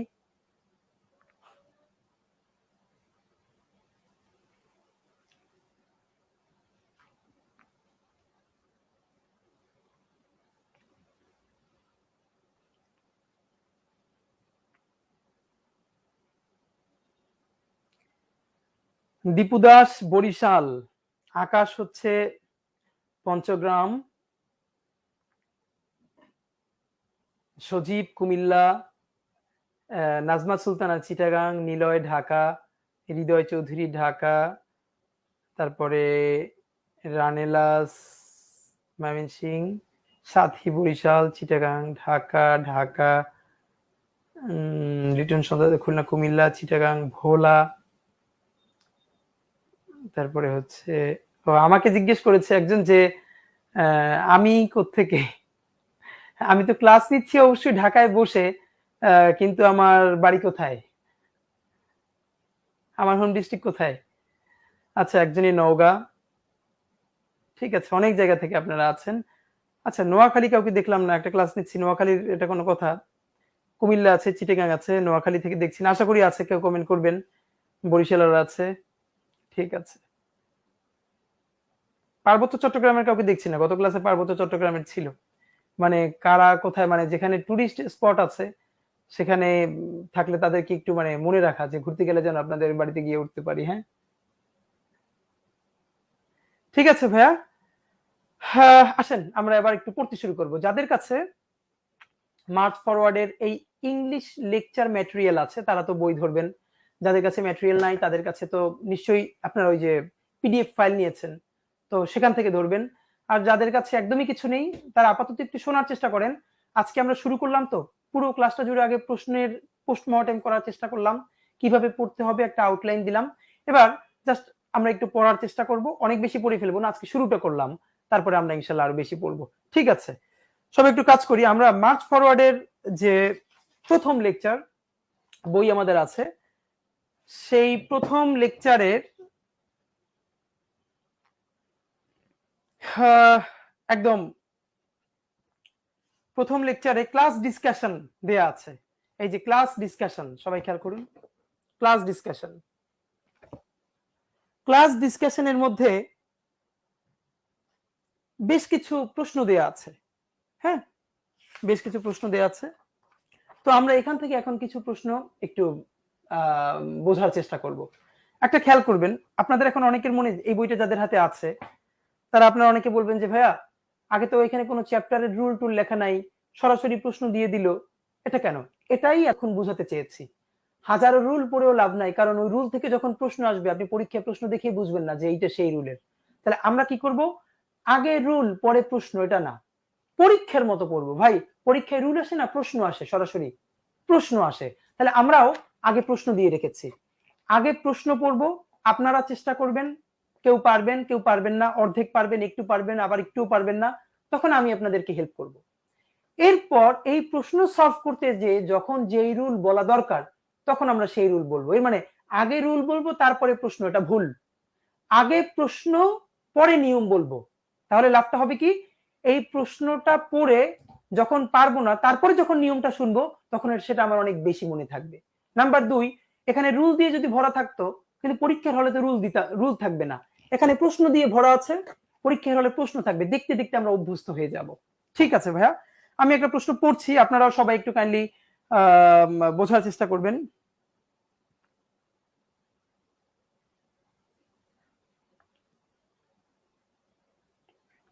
আমি একটা প্রশ্ন কাজ করি, বোর্ডে লিখে দেই, যেহেতু অনেকের কাছে বই নাই।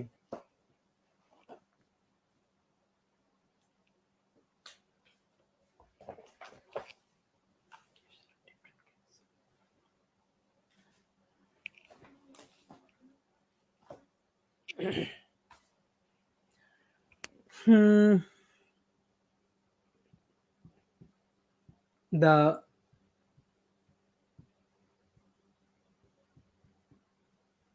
production of different kinds of artificial materials, the production of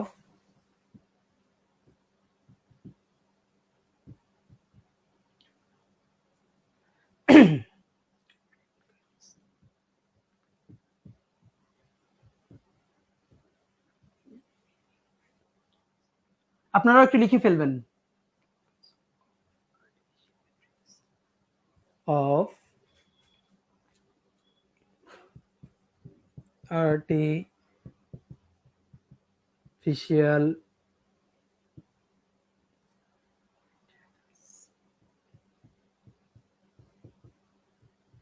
the production of different kinds of artificial materials for the conservation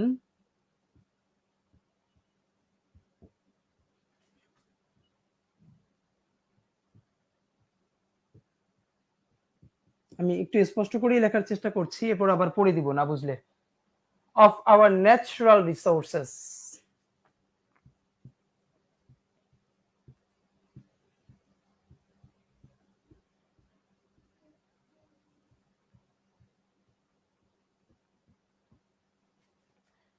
কি লিখলাম, the production of different kinds, the production of different kinds of artificial materials, এখানে একটু correction আছে, materials আর এখানে একটা আর হবে, আর the production of essential kinds of artificial materials are essential for the আর একটু kindly আমি একটু কারেকশন করে শুদ্ধ করে লিখছি, আর এর পরে একটু কাইন্ডলি আপনারা আবার এখান থেকে একটু মুছে লিখে দিচ্ছি, the production of different kinds of artificial materials are essential, যাদের কাছে বই আছে তারা তো ওখান থেকে দেখতেই পারবেন, যাদের বই নেই তাদের জন্য একটু লিখে দিচ্ছি, essential for the conservation, for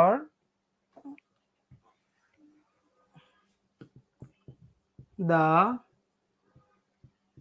conservation of our natural resources. এখন যেটা আমাদের কাজ সেটা হলো পরীক্ষায় ঠিক প্রশ্নটা এভাবেই ছিল, এভাবে আপনারা দাগ দিয়েন। যদি কারোর কাছে কালার পেন থাকে তাহলে কালার পেন থেকে দিয়েই আন্ডারলাইন করবেন।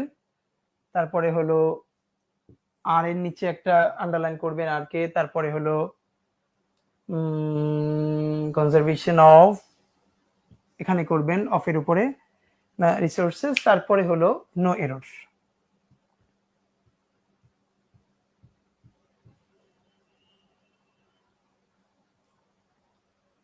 ন্যাচারালও একটা আছে,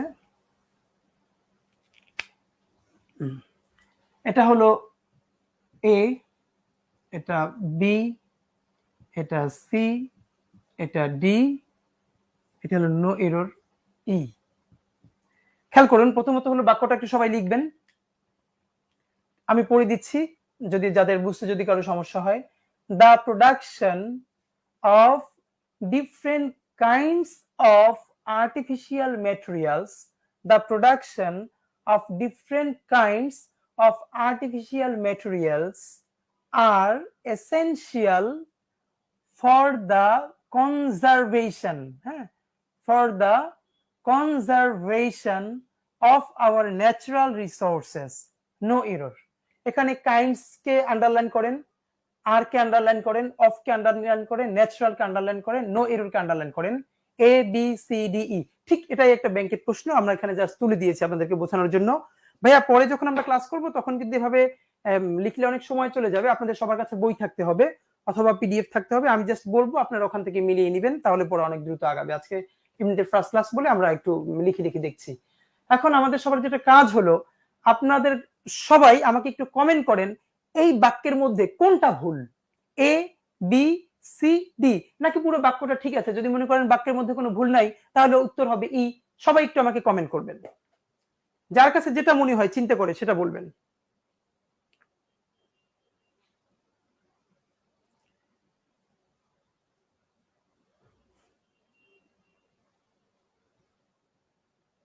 ও নোয়াখালীর একজন আছে তো, হ্যাঁ থ্যাংক ইউ ভাই। হ্যাঁ হানিফ হাসান নোয়াখালী, হ্যাঁ খুলনা আসেন ডিজিটাল টাউন, হ্যাঁ সুন্দরবন দেখবো, হ্যাঁ সুন্দরবন দেখার খুবই ইচ্ছে। তিথি স্যার আসসালামু আলাইকুম, স্যারের বাড়ি বরিশাল, স্যারের ক্লাসগুলো অনেক হেল্পফুল, স্যারের জন্য অনেক শুভকামনা। প্রথম কথা হলো অনামিকা তিথি, আপনাকে কে বলেছে আমার বাড়ি বরিশাল? হ্যাঁ আমি বৃহত্তর বরিশালের, আমার বাড়ি হলো ঝালকাঠি, হ্যাঁ বরিশালের ঠিক পাশের যে জেলাটা। থ্যাংক ইউ তিথি, কি করে জানলেন আমি জানি না। আপনার জন্য শুভকামনা। আচ্ছা অনেক উত্তর করতে শুরু করেছেন, বি ভুল বি ভুল বি ভুল। আচ্ছা বেন জনসন বি ভুল। আচ্ছা আরো দেখি, অন্যদেরও দেখি, যে যে কারণে যেটাই বলবেন তার কাছে সেটা যৌক্তিক কারণ থাকতে হবে, যে আমার কাছে এই কারণে মনে হচ্ছে যেটা ভুল।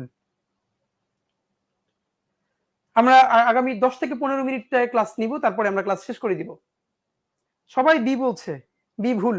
আচ্ছা কেন, একটু কেন, যারা বি কে ভুল বলছেন একটু কমেন্ট করবেন কাইন্ডলি, যে কেন মনে হচ্ছে ভাইয়া।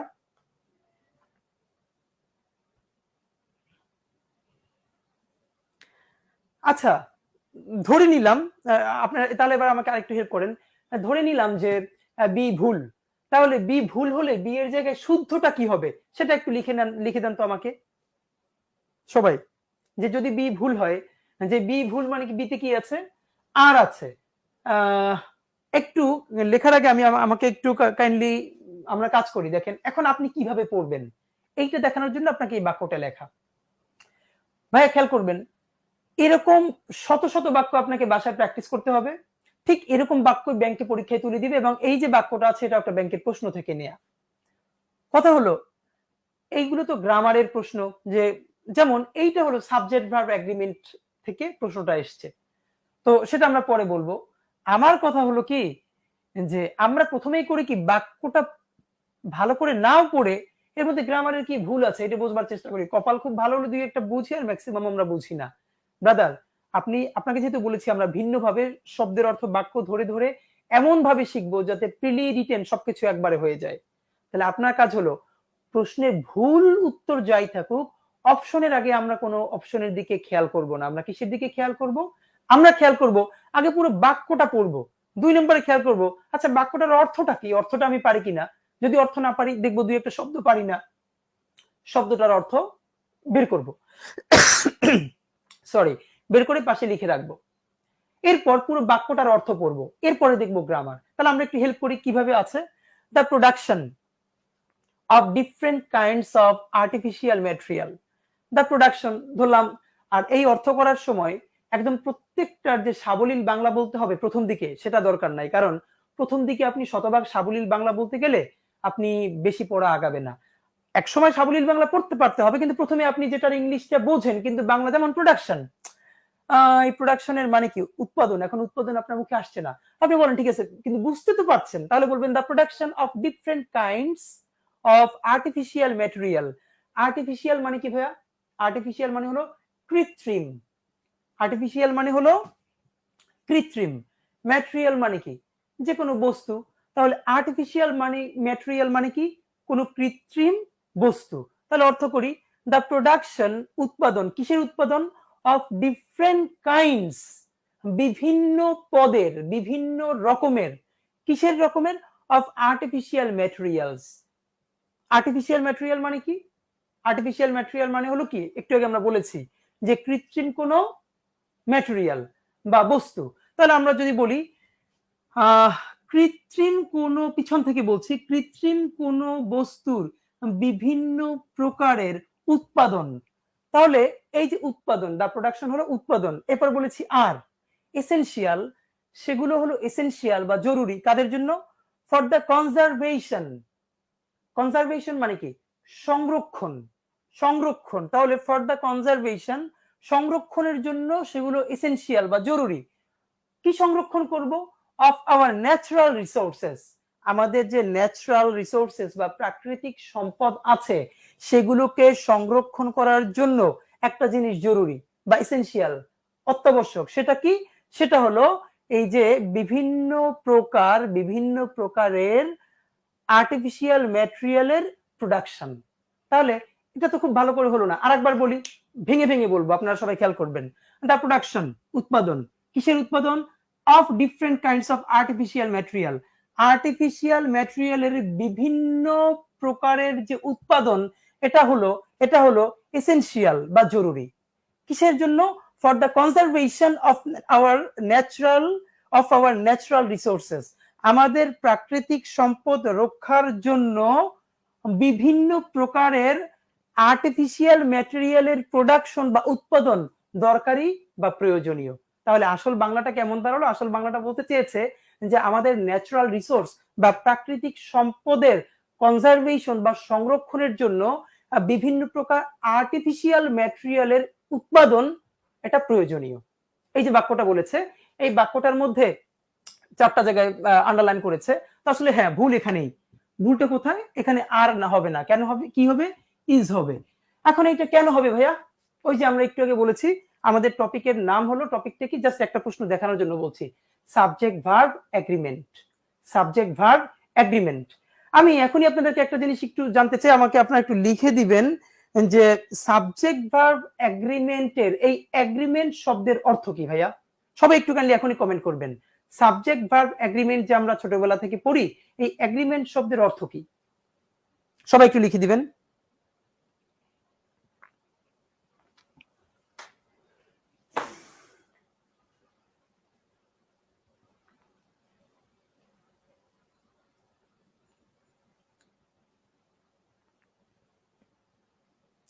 এই যে সাবজেক্ট ভার্ব এগ্রিমেন্ট, এই এগ্রিমেন্ট শব্দটার অর্থ কি, একটু সবাই লিখে দেন শুধু এগ্রিমেন্ট শব্দের অর্থ।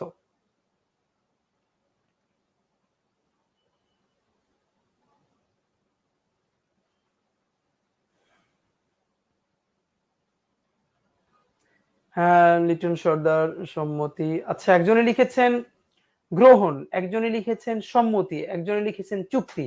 আরো যার কাছে যেটা মনে হয় একটু লিখে দেন। সাবজেক্ট ভার্ব এগ্রিমেন্ট, এই এগ্রিমেন্টের অর্থ কি?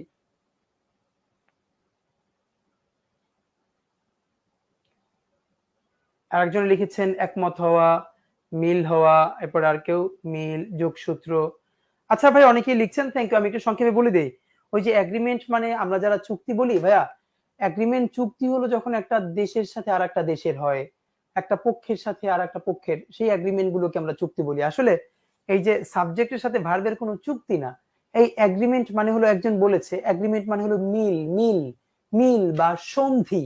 মিল, মিল কিরকম, যেমন আপনার সাথে আমার মিল আছে। ধরেন আজকে আমি একটা পাঞ্জাবি পরে আসলাম, আপনিও পাঞ্জাবি পরে আসলেন, এই কিন্তু একটা মিল আছে। কিসের মিল? পাঞ্জাবির মিল বা ওয়ারিংস বা পোশাকের মিল। ওকে, আপনার চুল কালো, আমারও চুল কালো, এই যে একই জায়গায় বসা, মানে এই কিন্তু একটা মিল আছে। কিসের ভিত্তিতে? এই যে চুলের রঙের ভিত্তিতে মিল আছে। ভাইয়া সাবজেক্ট ভার্ব এগ্রিমেন্ট, এই এগ্রিমেন্ট, এখানের এগ্রিমেন্ট মানে চুক্তি না, এখানে এগ্রিমেন্ট মানে হলো কি মিল। আবার বলছি, এখানের এগ্রিমেন্ট মানে কি মিল। এখন এর মানে হলো সাবজেক্ট আর ভার্বের মধ্যে মিল থাকবে। হাজবেন্ড ওয়াইফের মধ্যে মিল না থাকলে যেরকম সংসার হয় না, একইভাবে সাবজেক্ট এবং ভার্বের মধ্যে মিল না থাকলে সেন্টেন্স হবে না। এটা হলো এগ্রিমেন্ট। তাহলে এখন আমরা যেটা জানি, যদি মিল করতে হয় তাহলে কি বলবো? সাবজেক্ট যদি সিঙ্গুলার হয় তাহলে ভার্ব হবে কি প্লুরাল। তাহলে কি মিল হলো, এগ্রিমেন্ট হলো না? ছোটবেলা থেকে পড়েছি সাবজেক্ট সিঙ্গুলার হলে ভার্ব হবে সিঙ্গুলার, সাবজেক্ট প্লুরাল হলে ভার্ব হবে কি প্লুরাল। এইটা হলো এগ্রিমেন্ট। এই যে এই বাক্যে অনেকে সহজে বুঝতে পেরেছেন, তবু একটু অন্যদের জন্য বলে দিচ্ছি। The production of different kinds of artificial material, এরপর একটা ভার্ব আছে। এখন এখানে আর না হয়ে ইজ কেন হবে? হ্যাঁ, আসল কথাটা হলো, খেয়াল করবেন, আমরা বলেছি মানে different kinds of artificial materials মানে হলো বিভিন্ন প্রকারের আর্টিফিশিয়াল ম্যাটেরিয়াল বা বিভিন্ন প্রকারের কৃত্রিম বস্তু সমূহ। কিন্তু মূল কথাটা কি বলেছে? বিভিন্ন প্রকার কৃত্রিম বস্তু সমূহের উৎপাদন জরুরি। আসল কথাটা হলো কি জরুরি, কি essential. The production is essential. এই ম্যাটেরিয়াল এসেনশিয়াল না, আর্টিফিশিয়াল এসেনশিয়াল না, কি essential? The production is essential. The production is essential. দেখেন তো প্রোডাকশন কয়টা? সিঙ্গুলার, সুতরাং তার সাথে ভার্ব হবে ইজ। যদি প্রোডাকশন না বলে যদি এখানে বলতো এস, দ্য প্রোডাকশনস, তাহলে ইজ না বলে বলতাম কি আর। এর মানে হলো দ্য প্রোডাকশন ইজ এসেনশিয়াল। ঠিক আছে, এখন আমার কথা হলো, আমরা এটাকে গ্রামারের ভাষায় বলি হলো কি, এটাকে বলি হেডওয়ার্ড। আরো একটা সহজে অনেকে আমরা বুদ্ধি দেই যে সাধারণত একটা বাক্যে সাবজেক্ট কোনটাকে বুঝবো, যেমন এরকম বড় ইসের মধ্যে অফের আগে যে থাকে সেটাকে বলি সাবজেক্ট। এগুলো আমরা বলার জন্য বলি। আসল কথা হলো আপনি যদি অর্থ বুঝতে পারেন তাহলে আপনার কিছু লাগবে না। আপনাকে বলেছে প্রাকৃতিক সম্পদ সংরক্ষণের জন্য বিভিন্ন প্রকারের আর্টিফিশিয়াল ম্যাটেরিয়ালের উৎপাদন জরুরি। উৎপাদন জরুরি, তাহলে আসল সাবজেক্টকে উৎপাদন ইজ এসেনশিয়াল। তাহলে উৎপাদন কি বলেছে? একটা, তাহলে ইজ হবে। এখন উৎপাদন যদি অনেকগুলো তাহলে আর হবে। এখন ভাই একটা ব্যাপার কি জানেন, আপনি সহজেই প্রশ্নটা ধরতে পারতেন যদি প্রশ্নে লেখা থাকতো,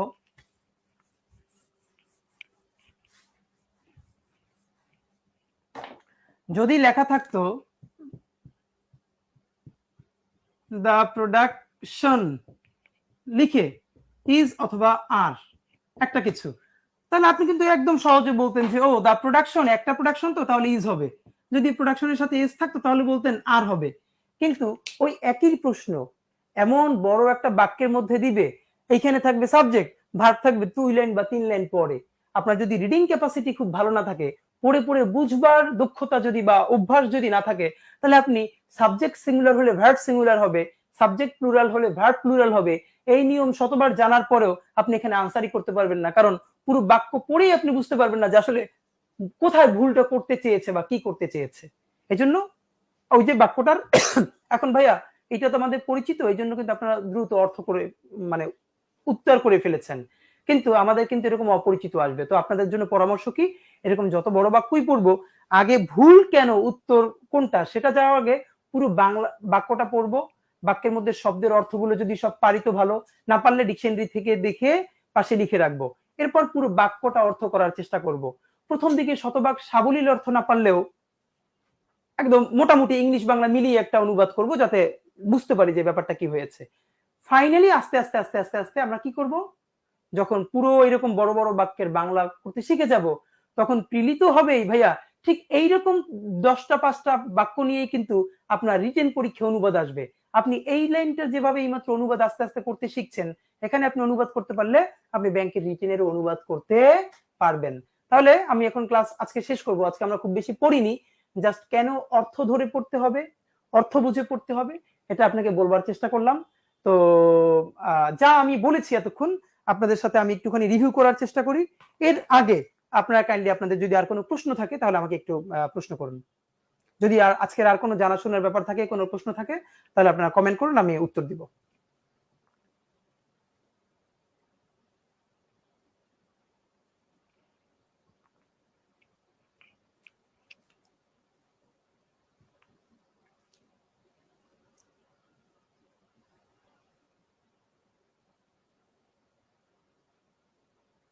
কারো কোনো প্রশ্ন কি আছে ভাইয়া?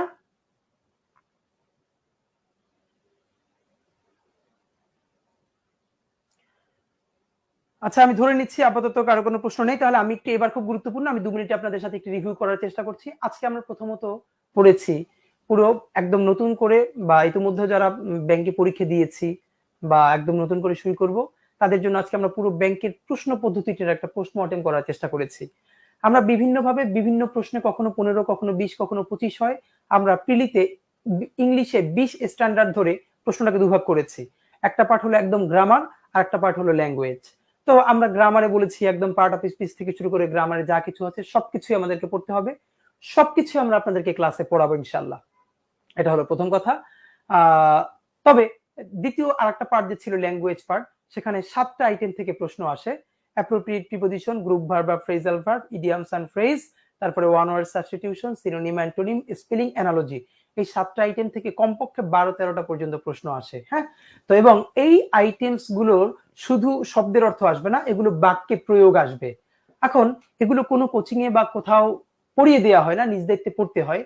তো তবু আমরা চেষ্টা করবো এগুলো ফাঁকে ফাঁকে পড়ানোর এবং কিছু পড়া নেওয়ার। কিন্তু আপনি যদি সত্যি ব্যাংকের জন্য একজন ভালো মানে যে আপনি ভালো আসলে ব্যাংকার হতে চান, এভাবে যদি প্ল্যান থাকে, তাহলে আজকে থেকে আপনার কাজ হলো ভাইয়া, আপনি এই 7টা আইটেম প্রতিদিন আধা ঘন্টা 1 ঘন্টা করে হলেও প্রতিদিন অল্প অল্প করবেন, আর রিভিউ করবেন, প্র্যাকটিস করবেন। আর গ্রামারের যে পার্ট গুলো আছে এগুলো নিয়ে চিন্তা করার দরকার নেই, আমাদের সাথে প্রথম থেকে শেষ পর্যন্ত ক্লাস করলে আমরা গ্রামার গুলো আপনাদেরকে ইনশাল্লাহ পড়াবো। যেভাবে পড়াবো আপনি ঠিক মতো শুধু ক্লাস যদি করেন আর হোমওয়ার্ক টুকুন করে দেন, তাহলে আপনি গ্রামার ইনশাল্লাহ যা প্রশ্ন আসবে তার মধ্যে 3 ভাগের 2 ভাগ আনসার করতে পারবেন একদম অনায়াসে। কিন্তু এখানে আমাদের যেটা কথা সেটা হলো, আমরা ঠিক ভুলটা করি, আমরা গ্রামার যেটা 2 মাস পড়লেও অনেকখানি পারা যায় সেটা পড়ি 6 মাস, আর যেটা পড়তে হয় 6 মাস ল্যাঙ্গুয়েজ আইটেম সেটা আমরা 1 মাসও পড়ি না। এজন্যই আমরা পরীক্ষায় ইংলিশে ভালো করি না। তাহলে ইংলিশে ভালো করবে কে? যে ল্যাঙ্গুয়েজ আইটেমস গুলো এখন থেকে মুখস্থ করবে সেই মূলত ইংলিশে ভালো করবে, কারণ গ্রামারের পার্ট গুলো সবাই একটা অ্যাভারেজ নাম্বার পায়। তাহলে আমরা আজকে থেকে ল্যাঙ্গুয়েজ আইটেমস পড়তে শুরু করব, এটা হলো প্রথম কাজ।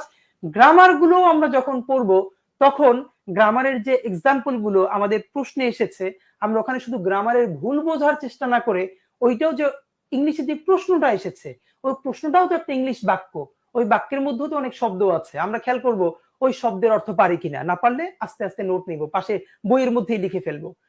শব্দের অর্থ হয়ে গেলে তারপরে বাক্যের অর্থ পারি কিনা, প্রথম দিকে না পারলেও একটু অনুমান করার চেষ্টা করব, বুঝে বুঝে তারপরে আমি গ্রামারের পার্ট দেখব। এই যে গ্রামারের মধ্যেই আমি শব্দের অর্থ বাক্যের অর্থ বুঝে বুঝে পড়ার চেষ্টা করব, এতে করেই আমার আস্তে আস্তে ল্যাঙ্গুয়েজ এফিসিয়েন্সি বেড়ে যাবে, আমি রিটেনেও ভালো করব আর প্রিলিতেও ভালো করব। তাহলে ল্যাঙ্গুয়েজ আইটেমস এখন থেকে মুখস্থ করতে হবে, আর গ্রামার গুলোর শব্দের অর্থ বাক্যের অর্থ ধরে ধরে পড়তে হবে। আর রিটেনের জন্য এখন থেকে এভাবে পড়লে রিটেনের জন্য আমাদের প্রিপারেশনটা ইনশাল্লাহ শুরু হয়ে যাবে। এইগুলো আমাদের মোটামুটি পড়াশোনা। মার্চ ফরওয়ার্ডে ইতিমধ্যে এখনো যারা রেজিস্ট্রেশন কমপ্লিট করেন নাই, তারা আপনারা খুব অল্প সময়ের মধ্যে রেজিস্ট্রেশনটা কমপ্লিট করে ফেলুন। আমরা সেক্রেট গ্রুপে একদম বই ধরে ধরে অর্থ ভেঙে ভেঙে ইনশাল্লাহ পরের ক্লাস থেকে পড়ানো শুরু করবো। আজকে ক্লাসটা যেহেতু উন্মুক্ত ছিল, আমরা সবার জন্য একটা গাইডলাইন দেওয়ার চেষ্টা করলাম। আর এই তো মোটামুটি আপনাদের সাথে অনেক কথাবার্তা হলো, ইনশাল্লাহ আমি আপনাদের সাথে পুরো ক্লাসটা কন্টিনিউ করব। আর আমার পরিচয় হলো, আমি শরীফ ওসমান বিন হাদি। শরীফ ওসমান বিন হাদি, সংক্ষেপে ওসমান ভাই। এটুকুন হলেই হলো, আমি আপনাদের সাথে ইনশাল্লাহ ক্লাসে থাকবো।